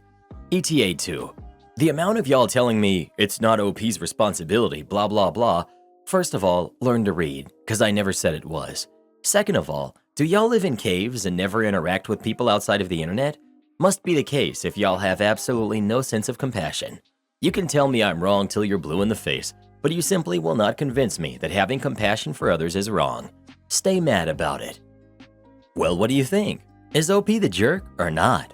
Please let us know. If you're a landlord, never let people online find out. They've gotten some people canceled over that sort of thing. Show me up at my own wedding? We'll see about that. I, 25 female, and my husband, 30 male, got married last Friday. We planned our dream wedding down to our dream catering company. The wedding was beautiful, and after the pictures, we headed to our cocktail hour, and that's when I saw her. My guests were all told to wear dark colors so my husband and I could stand out. I also asked my guests to wear minimal makeup. I had assumed that applied to the staff too. The server, who was around 19-ish, had on clearly too much eyeliner. She also had diamond studs in her ears, a flashy ring, and one of those ugly nose studs. The staff's uniform was a black long-sleeved shirt, but on her, it was too low cut, and her pants were far too tight. It was super distracting. She was walking around serving drinks and talking to my guests. I asked another member of the staff to speak to their boss. When their boss came out, I pointed out the server and asked that she be dealt with because she was super distracting. Their boss apologized and called the server back into the kitchen. Not even an hour later, the server was back out serving food for dinner. I called the boss over again and asked if the server could work in the back or go home. Her boss said they were short-staffed tonight, so she would see what could be done. After a couple of hours of not seeing her, I saw the server again behind the bar. I called the boss out one last time and told her if the server didn't leave, I would be calling the cops. The boss finally relented and told the girl to go home. My husband and mother-in-law said I was acting crazy and that I probably got a poor college kid fired over nothing. My mother and maid of honor said that it's my wedding, so I can do as I please. It's my wedding, and I don't want someone overshining me. And the server should know she's at work and not dress up so much. I do feel kind of bad because she was pretty young. Am I the jerk? You're the jerk. But don't worry, I'm sure the catering team will get it right at your next wedding. You're the jerk. Too bad you didn't get to enjoy your wedding reception because you couldn't stop obsessing over the server. The things that you objected to with the server could have been fixed, but you didn't want it fixed. You chose to complain about her and not the offending items. This was entirely your choice to not enjoy yourself. Who spends so much energy on their wedding day because a server was wearing too much eyeliner and earrings? You're the jerk. You need therapy. This is not normal. Well, what do you think? Is OP a jerk or not? Please let us know. Good luck to the groom. He's gonna need it. My wife, a stay-at-home mom, wants us to hire a nanny. My wife is a stay-at-home wife who looks after our 2 kids. The other day, she said she's thinking of hiring someone to pick up around the house. Both of our kids are in elementary school from 8 to 2:45. I see no reason to hire one, but she said she's busy raising the kids. I work full-time and see no way how she can be busy every day when they're at school 7 hours a day. Am I the jerk? You're the jerk. Maybe you should trade jobs with your wife for a day or two, and you will be amazed at how much she gets done. You're the jerk. You're right that she shouldn't need to hire help. If she's struggling, she should be able to turn to you first for help when she needs it.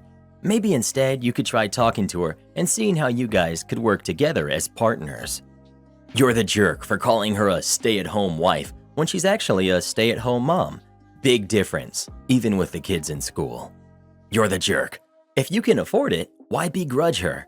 Childcare isn't easy, and a lot of the time can be overwhelming. What's wrong in having someone take on some of the grunt work so mom can have more time with the kids and with you? You're the jerk. God, how I hope she takes you to the cleaners when she divorces you. You know why she wants to hire a nanny? Because what she does is 1,000 times harder than whatever you do at your little job. I was a stay-at-home mom for 5 years, and they were the worst years of my life. My now ex, but husband at the time, constantly complained about how dirty the house was when he got home. Got a problem with dishes in the sink? How about cleaning it yourself, tough guy? Sorry, I'm busy raising our kid all day, which is no easy task.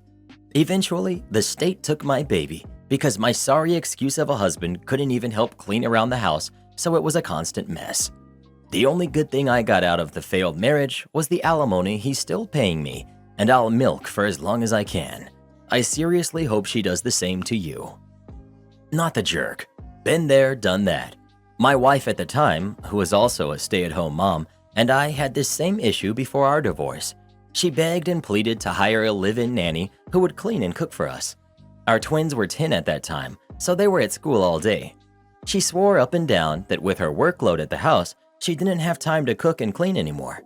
Well, I set up a little hidden camera in the living room, and lo and behold, her busy day consisted of nothing but her sitting on her butt watching TV and browsing the internet on the phone all day. 30 minutes before I would get home, she'd get up and start acting like she had been working on something that was actually productive. This was what happened every day for a week. When I confronted her with the evidence of what she was doing, she lost it on me, saying I violated her privacy. This was really the beginning of the end of our marriage, and I hope your situation turns out better than mine did. Judge decided that she got to keep the house, both cars, most of what I had in savings, and part of my retirement once that day comes. Sometimes I feel like the system is rigged against certain people, and I really wish I'd never gotten married. Definitely won't be doing it again. Bruh, sometimes this stuff gets depressing to read about. Sure does. Here's a funny one. Kevin, give me all the food you got. Another memory from my days at McGolden Arches. It was our typical Saturday lunch rush. All 5 registers have a line of people and drive-thrus around the building. I, the crew leader, have 5 people in the grill, 1 on fries, 5 up front at the tills, 1 in back drive taking money, 1 in front drive taking orders and making drinks, and a food runner for front drive, bagging burgers, fries, etc., and handing it out to the cars. I was calling production. Side note, this is over 20 years ago when McArches had those giant food warming bins, and it was made to order. We had a special clock with red and blue numbers above the warming bin that told us when to throw away the food. When the food came up, you looked at the clock, pulled the proper metal number, and placed it behind the food that just arrived. We could keep food in the bin for 15 minutes, and then we'd have to throw it away. Back to the story. It's the beginning of the lunch rush. I've got a full crew, a full bin of food, and we're getting into a good groove. In walks the area mangler. He takes one look at my bin, goes back into the office, and demands that I get written up for changing the time on the food. He and my manager walked up and started discussing this with me.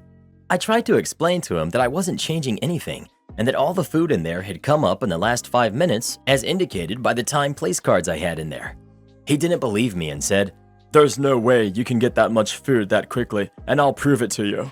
And he proceeded to waste everything in my bin. And then he said, "Your customers are hungry. You need to get them food." I looked back in the grill and said, "Kevin, give me everything you got." And he said, "Are you sure?" And I said, "Area manager just wasted the bin, and you see the line of customers we have out here." Kevin said, "You got it." Side note 2. You see, Kevin is a master in the grill. He was, at the time anyway, an overly hyped up teenager that was very good at what he did. He could outwork any 3 people on the grill. He was quick, accurate, and loved a challenge. Well, Kevin, being the person that he is, started giving me food so fast, I was having trouble pulling it down and placing it and putting the right time place cards on it. I had the entire bin stacked with food within 5 or 6 minutes and asked the area manager if that was proof enough for him. He just grumbled and walked out. That was also the last time anyone doubted my timekeeping for food at that place, especially with Kevin running the grill. Coworker doesn't want me touching his customers' cars. Okay, very well then. This happened about 5 years ago. I used to work at a dealership. I was part of the detailing crew. There were about 5 of us in that department, but only 3 of us on site at a time. For context, when a sales rep makes a sale on a vehicle, they bring it to us to get it detailed along with stickers removed from windows. Nothing too serious, as they're already fairly clean. Now, the way this dealership works is, there's only one detailing department for 5 different dealerships, so we would detail cars for Toyota, Volkswagen, Nissan, GMC, and Hyundai. So yes, a fairly small detailing squad for 5 different dealerships. It sounds like a lot, but surprisingly it wasn't too bad. This specific sales rep, we'll call him Jake. Jake was married to this other sales rep we'll call Mary. For whatever reason, Jake hated my guts for almost the entire time I was employed there. No idea why. My assumption is that one day he saw me talking to his wife, which I didn't know it was his wife at the time. But that's because I was getting some info on a trade-in that came in, and I was thinking about purchasing that car. It was a 2016 Nissan 370Z, so I never ended up buying it. I just wanted to get more information about the car, how much the monthly payments would be, etc. I guess he didn't like me talking to her, so he held a grudge against me. Again, this is just speculation. Also, I want to note that I've been in the detailing field for about 6 years at this time, so I had my fair share of experience, and I was actually one of the best detailers in the department. Now then, one day Jake came up to our department with a sold unit, and I kind of overheard him talking to one of my coworkers about me. He was talking behind my back, and I mean he was saying rude stuff about me, but I was able to make out most of the things he was saying. One particular line I did understand was, "Hey, I have this car here. Customer wants you to just remove the stickers, nothing else. Also, make sure OP never touches the cars I bring up, okay? Do I make myself clear? He doesn't know what he's doing." Me acting like I didn't just hear what he said, I continued working on my own stuff and thought to myself, what did I do to this guy that he doesn't like me? But whatever, I guess. If he doesn't want me to touch his car, then so be it. Cue malicious compliance. One day, I was the only one that showed up. One guy called out, and the other said he'll be really late. I didn't mind. That day was also the day that Jake brought a sold unit first thing in the morning to us for a cleaning, and I was the only one there. He didn't know that. He thought the other guys were here working on another car or whatnot.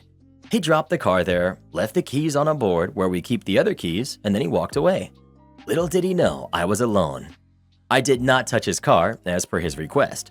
The car sat there for 4 hours. He came up to pick up the car and noticed that it hadn't been touched at all. He came to complain and said, "Why hasn't my car been touched? Did no one touch my car?" I said, "No, Jake, no one touched the car," which he replied with, "Why? The customer is waiting. What on earth? Why didn't you do it?" And I said, "Oh no, I can't. You said not to let me touch whatever car you bring us because I don't know what I'm doing. And sadly, I'm the only one here at the moment, so I guess you'll have to wait for the next guy to show up." Assuming he does show up today. He looked shocked and started apologizing because he said, "I didn't mean any of that." I just ignored him and went back to doing what I was doing. He had to explain to his customers that he had to reschedule them for another date. Our boss later found out about what had happened, and he had a long talk with them about treating his fellow colleagues with respect and not to discriminate against anyone for any reason at all. I know the ending wasn't as satisfying as most posts here, but I felt good that day when he found out I heard everything he said about me that day. Can't give me the product I ordered even though you have it in stock? No problem. I was out of town with my wife on vacation, and she forgot to pack her curling iron. We'd been out for a couple days, but she wanted to look nice for a dinner party we were going to, or something like that, which is irrelevant to the story. She wanted to buy a new one anyway, so I started searching for options online to see if a local store had one she liked. To our surprise, not only was the one she wanted in stock, it had a huge discount and was available for pickup at a nearby store. I won't get into details of where this store is or what the name is, but it's a large enough chain to have stores in all major cities across the country. So we place the order and drive to the store, go to the hair products section where we're supposed to pick it up, and this rude lady who seems to be in a hurry says, in a fast and annoyed tone, "We can't pick it up yet, as they need to send it from the warehouse that's exclusive for online orders." We can see there's a bunch of them on the shelf next to her. Also, I'm aware that some stores do work under this stupid process where they need to receive online order product purchases first and give you those instead of what they have in stock for various reasons. But this wasn't the case. We've done this before, and they'll just grab one from a shelf and give it to us. There's no serial number or anything that could make this one different from what they would have received to fulfill the order, so this lady was just being rude. She said there was nothing she could do, even though she could see our order as confirmed for pickup. At this point, we would have canceled the online order and purchased it in the store, but this lady really ticked us off, and it didn't have the discount there. So here's the malicious compliance part. We told this lady we had canceled the online order and we wanted to buy one from the shelf. She immediately changed her attitude and sold it to us without complaining. We went back to our Airbnb. My wife used it for that particular event and for the next few days. Then I called the store to confirm that our online order was ready, and they said it was. So we went back to the store, and guess who was there again? So we got to the counter, asked for our order, and she gets it for us. She didn't seem to recognize us, so as soon as she gives us the online order package, I tell her that we need to return this too, and give her the curling iron we bought from her. She then recognized us and just stood there watching for a few seconds. Then she goes back to her crappy tone and asks why we're returning it. We don't need it anymore. She calls her manager and tells him that we're asking to return a product that doesn't have a problem and that we are returning it because we don't need it anymore, like expecting him to tell her not to proceed with the return. He obviously tells her that as long as it's within their stated 30-day period after the purchase, it's returnable for any reason unless we damaged it. The manager leaves and the lady doesn't say a thing after that, but we can clearly see she's upset. We get a full refund and leave with a brand new curling iron again. We later found out that they can in fact just grab any product they have in stock if they confirm an order, but they need to do some extra steps to match it to their inventory later, and that they don't get a commission. So this lady was probably expecting to pass it on to the next shift. So in short, there was no reason for her to not fulfill our order other than wanting a commission and being lazy. In the end, she wasted more time and didn't get a commission from our purchase. Well, this is Red Lobster, and we do things the Red Lobster way. This happened several years ago, and I am forever relieved I don't work in a restaurant anymore. Solidarity to all kitchen workers for the endless BS you have to deal with. At the time, I was working in the kitchen as an assembler. This can be one of the most clutch positions on the line, as you take all the food being prepared by the other cooks and organize it into tickets that can be taken out into the dining room. Accordingly, it is often a bottleneck for food leaving the kitchen. If you have a slow assembler, cooked food goes bad under the heating lamps. Grilled salmon dries out. Fries become soggy. Linguine Alfredo hardens into concrete. Really horrific stuff. It is imperative that food not sit in the window. I was working a weekday lunch shift, which is normally pretty slow. We must have provoked the wrath of restaurant gods on this day though, because out of nowhere, the store got hit with a tsunami of customers. I could just barely make out the other cooks through the clouds of shrimp scampi, fryer grease, and cheddar bay biscuits flying through the air. I knew the crap blizzard was headed my direction and began putting empty plates up in the window with the shape of each ticket that was to leave the kitchen, a technique I had learned to help survive times like this. On the other side of the window, coordinating the servers, was my manager, Jerkface. Shouldn't use his real name. Actually, let's call him Bob instead. Bob was a bit hyperactive and had an irritating tendency to micromanage kitchen processes, a problem compounded by his not knowing how to run a kitchen.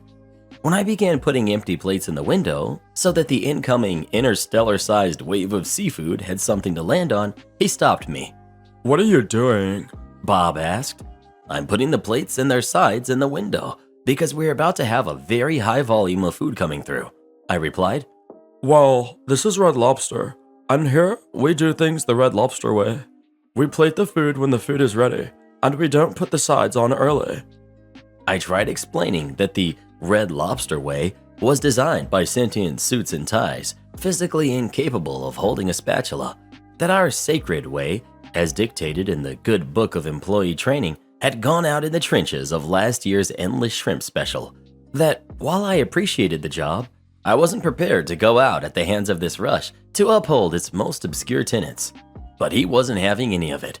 Bob insisted that I take the plates out of the window and only pass him plates and tickets that were 100% completed. Knowing full well that Bob was flying us by the book into a storm of crap, I put on a raincoat, rubbed some Vicks under my nose, and braced for the impact.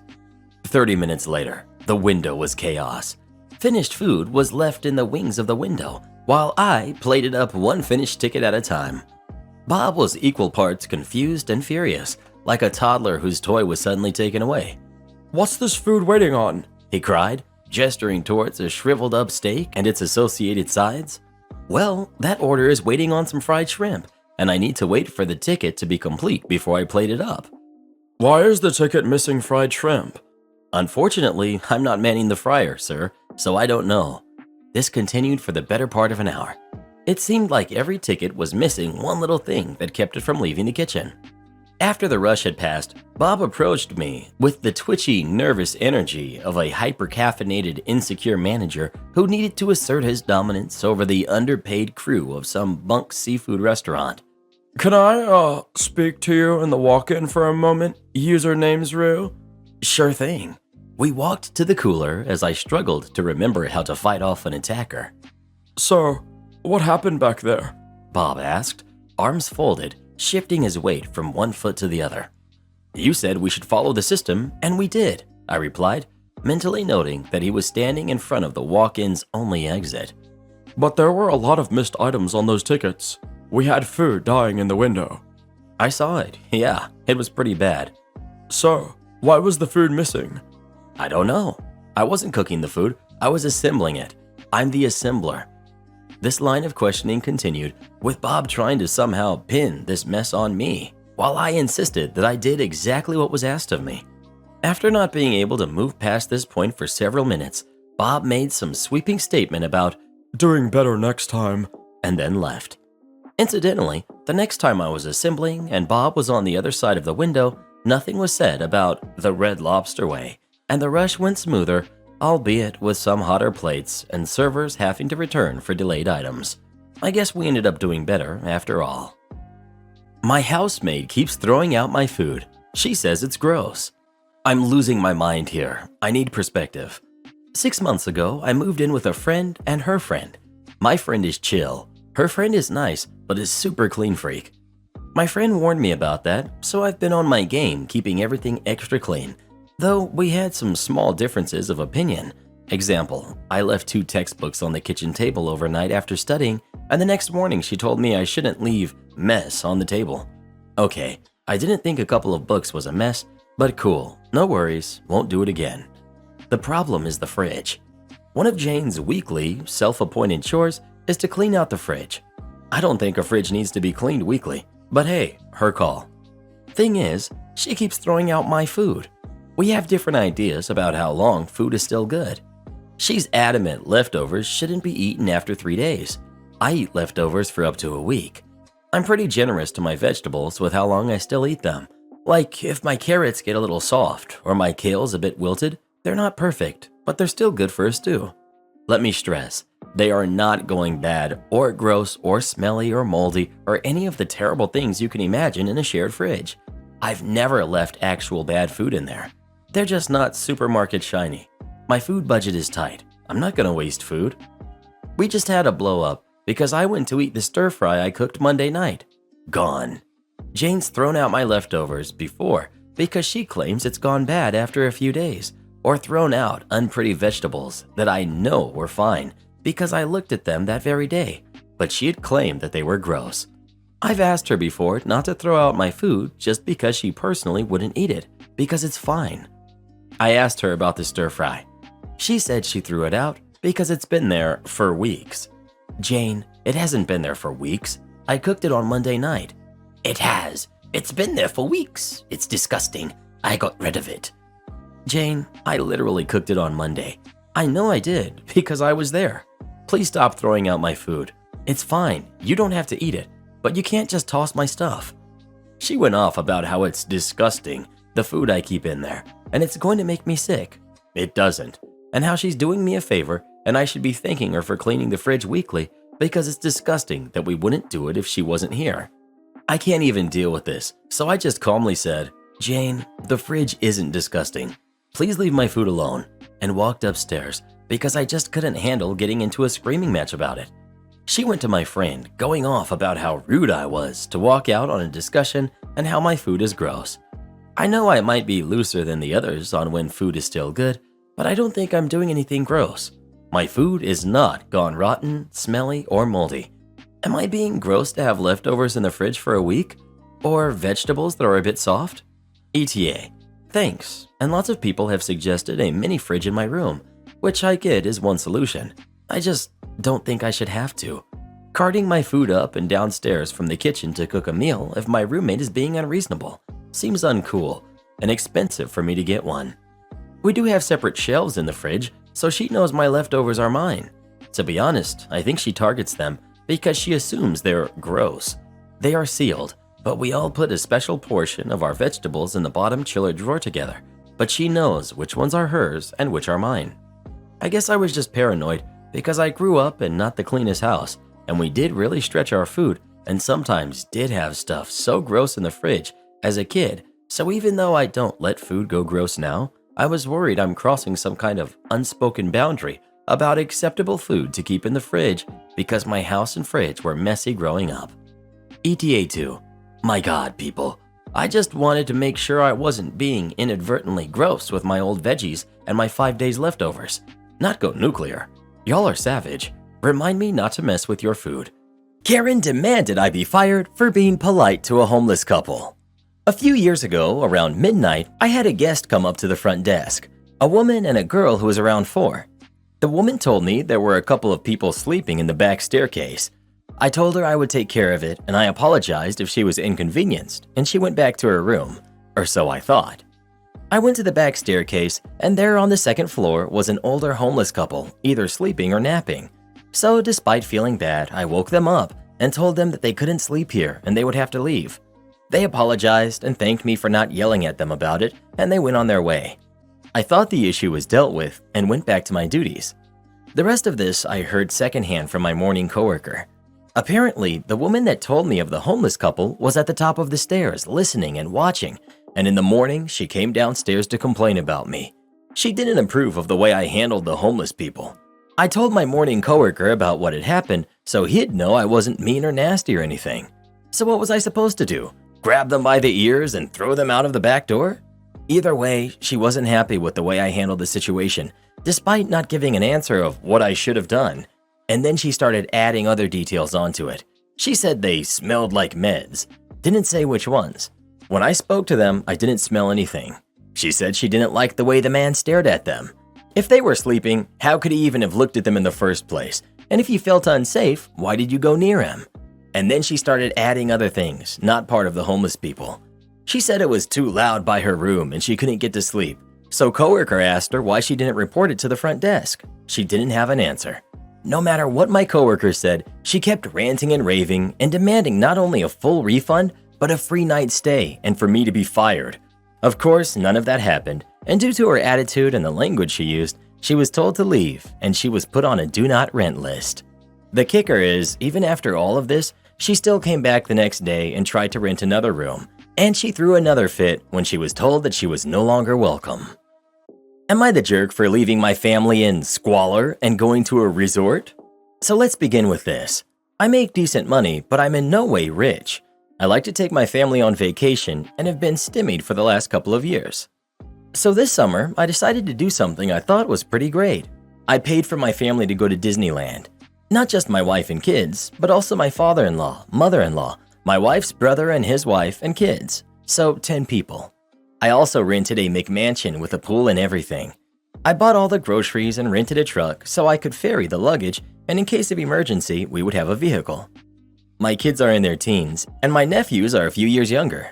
My immediate family did not require any help with the kids, and realistically, neither did my in-laws. So we get to the house and the problems start. The room I had picked out for my wife and I is obviously the nicest. My father-in-law and mother-in-law chose to stay in the pool house. This left 5 other bedrooms for 6 people. Brother-in-law and sister-in-law, my 2 kids, their 2 kids. Simple, right? Not so fast. Why did I get the best room? They hadn't had some nice time alone in years. Why did my kid get to pick the room with the en-suite? Why did one room have a bigger TV? Why are we having to cook some meals? Why don't we just order every meal? Goodness. I just went to my room and I went to sleep. First day, more BS. Why do we have to wait in lines? Why don't we get the tour guide that lets us skip the lines? My wife started joining in. She said we shouldn't be cooking at the house and that it wasn't fair to her and sister-in-law to be stuck with the cleaning. My kids always help. I do too. Brother-in-law doesn't lift a finger to help though. My in-laws joined the fun at the end of the day. They didn't want to wait for the Uber. Could they take the truck and meet us back at the house? My wife said to let them. I got sick of it. I ordered everyone pizza, and then while they were gorging themselves, I called an Uber and went to stay at a hotel that I'm a super shiny member of. I used my points to book a suite for the next 6 days. I texted my wife and I told her I would catch up with everyone in the morning at the park. She's mad that I left her to deal with those ungrateful, greedy people. I'm sitting in the pool enjoying a gin and tonic and writing this because I left the park after I saw the new superhero stuff at the park. Her brother and sister-in-law are now bugging her to give up the nice room since she's alone. Now she's not on their side. Too late. So, am I the jerk for leaving them to all sort out their own stuff after I went out of my way to do something nice and they crapped all over it? Edit. I'm going to get ready for the game.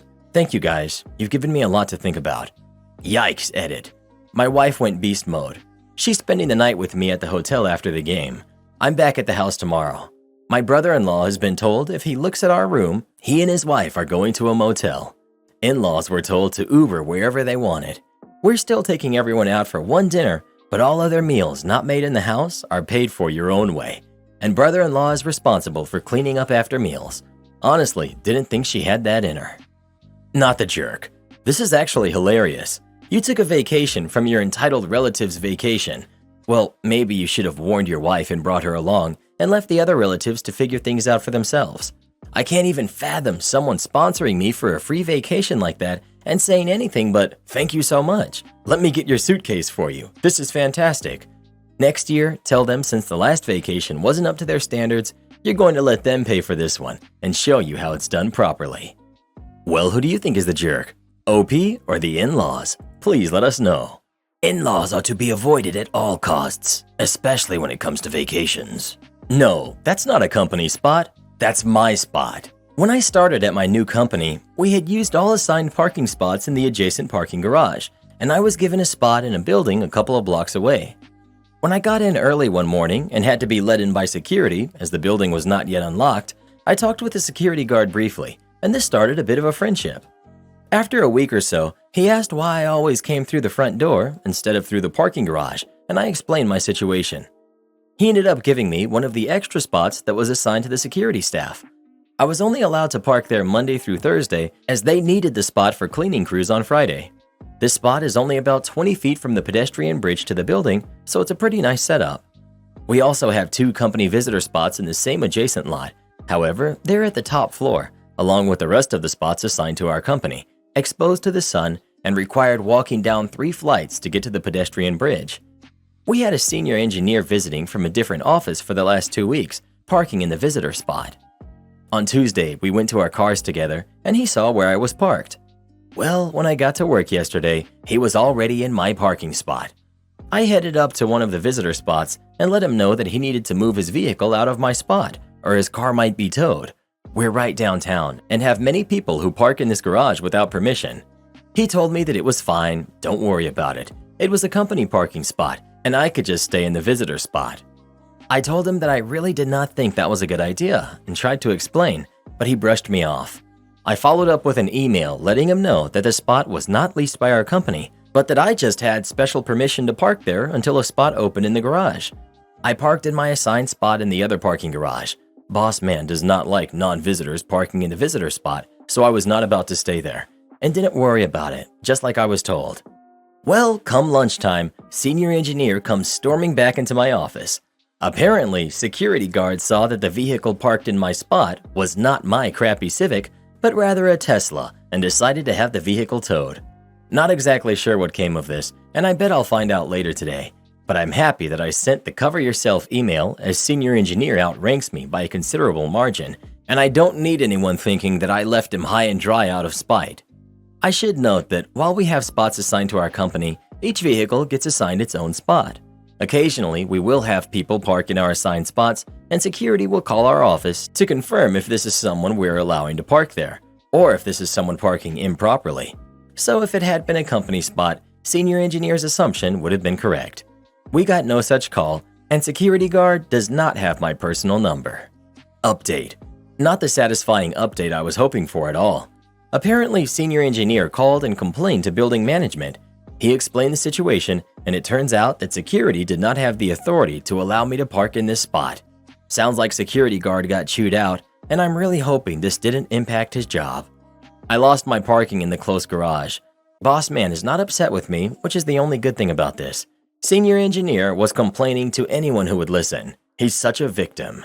No idea who had to pay tow fees, but I'm pretty confident that senior engineer did not. Bring that security guard an I'm sorry cake or something similar. They were looking out for you and got burned. Do something nice in return. Now you get to be HOA president. About 25 years ago, my parents built their dream house. Although the house is now in the middle of a large metroplex, when they built it, it was in the fringes of the countryside, with rapid development over 2 decades. When they bought the lot, they were the first to purchase from the developer. The developer sold to 3 original neighbors, my parents plus 2 others, all at the end of the cul-de-sac in a row. The other streets in this plat became a large subdivision with a fancy name that would come to bear a lot of prestige. But that meant being part of an HOA. They didn't want that. The developer wouldn't sell them the land without an HOA. If you aren't part of the community, you'll need to form your own HOA and get it approved. So my dad, with a huge grin, said he would be the HOA president of our single suburban street. He and the 2 neighbors drafted the bylaws of their own HOA in strict accordance with the planned neighborhood. But they added a special provision that the president of the HOA could name a successor, instead of having the street vote on one. Absent a majority rejection, the successor would be the president, essentially trying to avoid terms in campaigning while still offering folks a way to dispute the HOA president, important for later. So in the winter of 1994, my father very seriously took the thick black CD binder full of laminated and hole-punched instructions and pages on how to be a good HOA president and put that binder in the very back of a cabinet and forgot about it for the next 16 years. The homeowners of our street were not asked to pay an annual fee, and the HOA didn't police number of cars, colors of front doors, or any other ridiculous standards HOAs enforce. And it was quite a cul-de-sac. No one did anything more egregious than the occasional reckless teenager. Then a new family built the house across from us.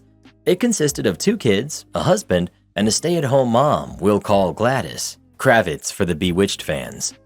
Now, Gladys was a real busybody. She would stand at the front window of her house to watch and patrol which cars were using the cul-de-sac to turn around, when houses down the street held events and parties and were using the front of her house to park for literally a night, and sending noise complaints to the police about barking dogs, her other neighbors' kids, there were 6 in a blended family, the other neighbors' cars, they were collectors, not even repairing cars, and other ridiculously petty things. She didn't have a job, so safety patrol became her whole identity. She would always hurry over to gossip whenever my mom was taking out the trash cans to the curb. Sadly, my dad contracted a neuromuscular disease in 2005. It got bad quickly, and he was confined to a wheelchair. I learned to drive from my hardship license in a handicap van, and we had more than the usual number of cars due to round-the-clock caregivers in the later years. Gladys decided it was time to offer help to my poor mother, who was slaving absurd hours just to keep creditors at bay. Gladys very sweetly approached, expressed her sympathies for our struggles, pointed out the number of cars in our driveway, and generously, so generously, offered to take over the president of the HOA duties if my father would name her successor. After being hounded the 6th or 7th time, and Gladys hinting that if my mom was struggling so much, maybe she should send my dad to hospice and move houses to somewhere more suited. In fact, Gladys' best friend was looking for a house and would love to live across the street and buy our house. My mom snapped. She basically told Gladys to stop asking and that her husband was passing, and it was incredibly insensitive and rude to offer to kick us out of the neighborhood and take over just because she wanted clout to annoy the neighbors about letting kids play basketball after 6 p.m. Gladys responded nastily that my dad would have to name a successor because when he passed, which would be soon, the HOA presidency would revert back for election. Okay then, Gladys, you're absolutely right. My dad should name someone the HOA president as his successor after his 16-year reign. Malicious compliance activated. After my dad passed, my mom found out she was named as the next HOA president in my dad's will. Dad never said anything about it while he was alive, but his humor was always understated. Gladys tried to overturn the successor claim and run against my mom, but nobody else on the street contested the choice. No one, all new neighbors after 20 years, even knew we had a special single street HOA, and for another 9 years, my mom did absolutely nothing as HOA president. My mom had to sell the home in 2019 very unwillingly, as it was the house my parents built together. But with the development of the city, property taxes had risen too high and priced her out. I took a week off work to fly out and help her pack, and while packing up the house, we found my dad's OG 1994 HOA binder, bylaws and all. And of course, Mom had to name an HOA successor. So this time, she did comply. The malicious part was more against everyone else. Very ceremoniously, my mom finally named Gladys the president of the HOA and gave her the binder, which apparently has long since been digitized and something Gladys has been reading for fun in preparation of this moment. Apparently, Gladys went rabid with the power, as her kids had gone off to college, and promptly charged everyone on the street $100 a month towards neighborhood incidentals, supposedly for mowing the strip that people just mowed themselves, and a highly encouraged neighborhood barbecue one Saturday a month to address the neighborhood concerns. She also outlawed basketball hoops in driveways, dictated no cars could be parked on the street or in driveways, but only in garages, things like landscaping and holiday decor approval, and other inane, absurd power trips. My mom kept her Nextdoor app open and watched Gladys go down in flames. 3 separate households moved and wrote long, angry call-out posts about Gladys making their lives a misery until they couldn't stand it anymore. That's 3 of 12 houses, by the way. Yeah, Gladys wrecked the single street HOA with a quarter loss. Gladys got everything she wanted. My dad to name an HOA successor, my mom to name an HOA successor, for us to move away, and for her to finally be HOA president. And now, no one likes her. And no one will pay her $100 a month or go to the barbecues. And before my mom finally deleted the street from her next door, it seems that the rest of the street had voted to hold an election for a new HOA president. Her tenure lasted 6 months. Gladys doesn't understand why people talk so fondly about my parents as the most ideal HOA presidents, since they never did a thing.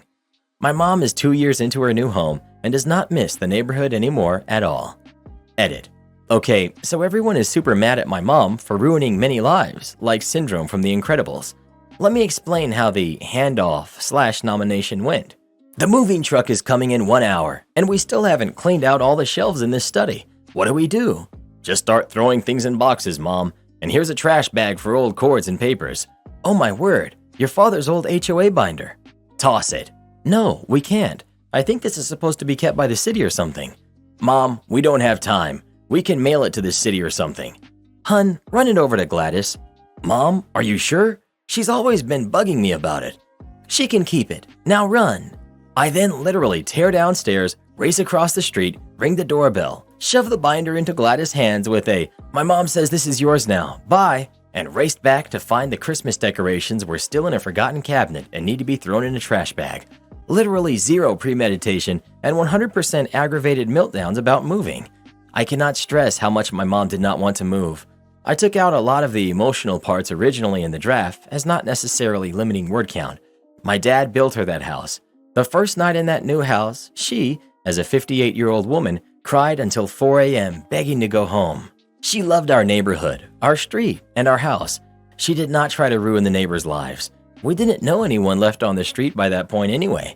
They'd all been priced out and moved on, except Gladys. The end line is kind of a throwaway, saying my mom is doing much better now, and she doesn't miss Gladys at all. I do feel bad for all those folks driven out by Gladys' dumb rules, but I'm also going to say the high property taxes probably didn't help. If I ever won the lottery, the first thing I would do would be to buy our old house back, put it in trust, and let my mom live there for the rest of her life. Anyway, to the commenter saying my dad was a legend, he absolutely was. I still don't understand why you would give her the HOA and make your neighbors' lives miserable for those 6 months. I'm not seeing the malicious compliance here. Just mom annoying their fellow good neighbors and caving to a Karen. What did the neighbors ever do to your mom to deserve Gladys as the HOA president? How is giving Gladys what she wanted revenge? No ma'am, you can't have it for free. I was working the register in the garden area on one of the 90+ degree days a few weeks ago. Not a lot of people come through the area. They grab their plants and head straight back inside. Don't blame them. I would too if I could, since all I had was a fan and water. This little old lady walks up and I start ringing her out. She starts talking to me about her day. Tone is neutral, and we move on to ringing in payment. After that is when she hits me with this. Lady. No one came to help me with the soil. Me. They didn't? Lady. I had to call one of your workers to put it in my cart. Me. Internal thoughts. Isn't that the same thing? He was helping another customer lift something into their car. Me. Oh, I'm sorry about that. He's been a bit busy helping out other people today and cleaning up. Lady gives me a long, measured look. What do I get? Me. Sees where this is leading to. Nothing.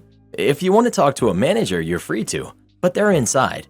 Lady stands there contemplating my answer as I finish ringing her stuff up and I place it in her cart. Lady. Can I have a discount? Me. No.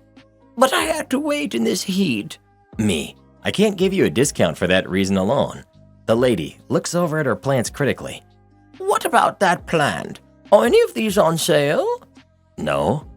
Lady thinks a little longer. Some of these leaves are falling out. Makes vague motion to the plant. I'm getting annoyed at this point. Ma'am, they're plants. If you want to pick out another one, that's fine. But leaves can get knocked off if they're being moved around. It's not going to hurt the plant unless you're ripping them out by the fistful. Lady gives me a dirty look before paying. Once she's done paying, she continued to stand there staring at me. I just stared back. At this point, I'm not sure if she was waiting for me to cave or was trying to establish some kind of tactic to intimidate me. But my mindset at this point was, I was paid to be there, she wasn't. Well, can I get a free water? Points at the water bottles. Me. That's it. Kid gloves are off. No, we don't give out free water. You're welcome to buy one, but I'm not giving it to you. How much are they? $2 and some change. The lady at this point scoffed and shook her head again, continuing to gaze at me. She made another comment I can't remember, but at this point, I just greeted her with silence. And no, it wasn't the mature thing to do, but I think she even realized at this point she was just playing for time to annoy me. I then sat back down at my register, grabbed the book I had been reading, and went back to it since there really wasn't much more I could do for myself or her. Eventually she left, making another comment about me being mean for not giving her a free water bottle as she made her way to her car. Not super exciting, just tiring. If you don't like it, you can leave. Disclaimer. This isn't my story, it belongs to a colleague who says I can put it on the internet for some internet points, and some of the details may be a little lost or exaggerated. Background. 2 businesses, both alike in trade, and fair UK industrial estates where we lay our scene. From ancient deals break to new mutiny, where new owner's blood makes old civil hands unclean. The story comes from an employee of Company A who manufactured Product A, and across the industrial estate there was Company B, who produced Product B. Now, both businesses had started up independently about 20 years previously. Both companies could have reverse engineered each other's products fairly easily and had most of the major machinery to begin production. However, both of the owners had met early on and came to a gentleman's arrangement where they each agreed not to produce each other's products and would endorse each other's business if clients needed the other products. Both had had pretty decent success, and there was a very friendly rivalry between the 2 companies. Example, they each had amateur football teams, local pub quiz teams, etc. But a lot of cooperation too. Example, borrowing staff to fix each other's machines. However, all good things must come to an end. The owner of Company A was retiring and selling up. From what I can gather, the owner was a pretty decent bloke and had tried to put a "all staff guaranteed their jobs for 12 months" clause into the sale of the business. He'd had a few offers, including the owner of Company B, again, another decent bloke. I think he had offered 80% of the asking price. However, on the last day of offers, a southern company offers him 125% of the asking price, though with the 12-month clause removed. Understandably, the owner took this offer because, well, who wouldn't? He did promise that he would give each of the employees a glowing reference if they ever needed it. These new owners came with a swath of new policies, targets, the whole shebang. At first, they targeted the sales team with impossible to reach quotas, excessive management, over-the-top timekeeping. You get the picture. It was miserable for them. Understandably, most of the team, except 2, had quit and been replaced by the time they refocused on the production team. First, they came with demands for faster production, then pushed hard against downtime, started buying in shoddier materials, which increased wastage as they broke more often. At the same time, they shouted about wanting lower damage rates. They also wanted them to reverse engineer product B, which was done, but deliberately at a snail's pace. Now onto the action. Let's introduce Tom. Tom was the manager of the entire production team of 14 staff. He had been the first employee ever hired by the company and knew everything about everything in the business, and was exceptionally good at his job. About 9 months since the takeover, the entire production team was dragged into a morning meeting with these new owners who proceeded to berate the entire team for being lazy, expensive, and useless, blah blah blah. Eventually, Tom had had enough of it. He told them, in no uncertain terms, that the reasons for damages going up was because of their worst materials, that pushing the staff without the downtime breaks was causing more staff fatigue, increasing illness and damaged goods, etc. He calmly rebuffed each and every criticism leveled at his team. This wound up the new owners, who got increasingly frustrated with him. Eventually, the lead new owner shouted at him, "If you don't like it, you can always leave." So Tom left the room without another word. Everyone from the staff to the owners was completely shocked. Staff couldn't believe he had abandoned them. Owners that anyone would be stupid enough to walk out. The meeting was finished about 10 minutes later. The staff returned to their production unit. Tom isn't there. His car's gone. He won't answer his phone. The next day, nothing. Vanished. Late in the afternoon, the day after, the production assistant manager gets a text from Tom. It's brief. All staff, pub, 5:30. Intriguing. At 5:30, they all duly file into the pub, filled with mystery and excitement. Sitting in one of the large booths is Tom and a friend, the owner of Company B. Quickly seated and brought drinks, it turns out when the owners told Tom to leave, he did. But he wasn't just prepared to leave and leave it at that. No siree.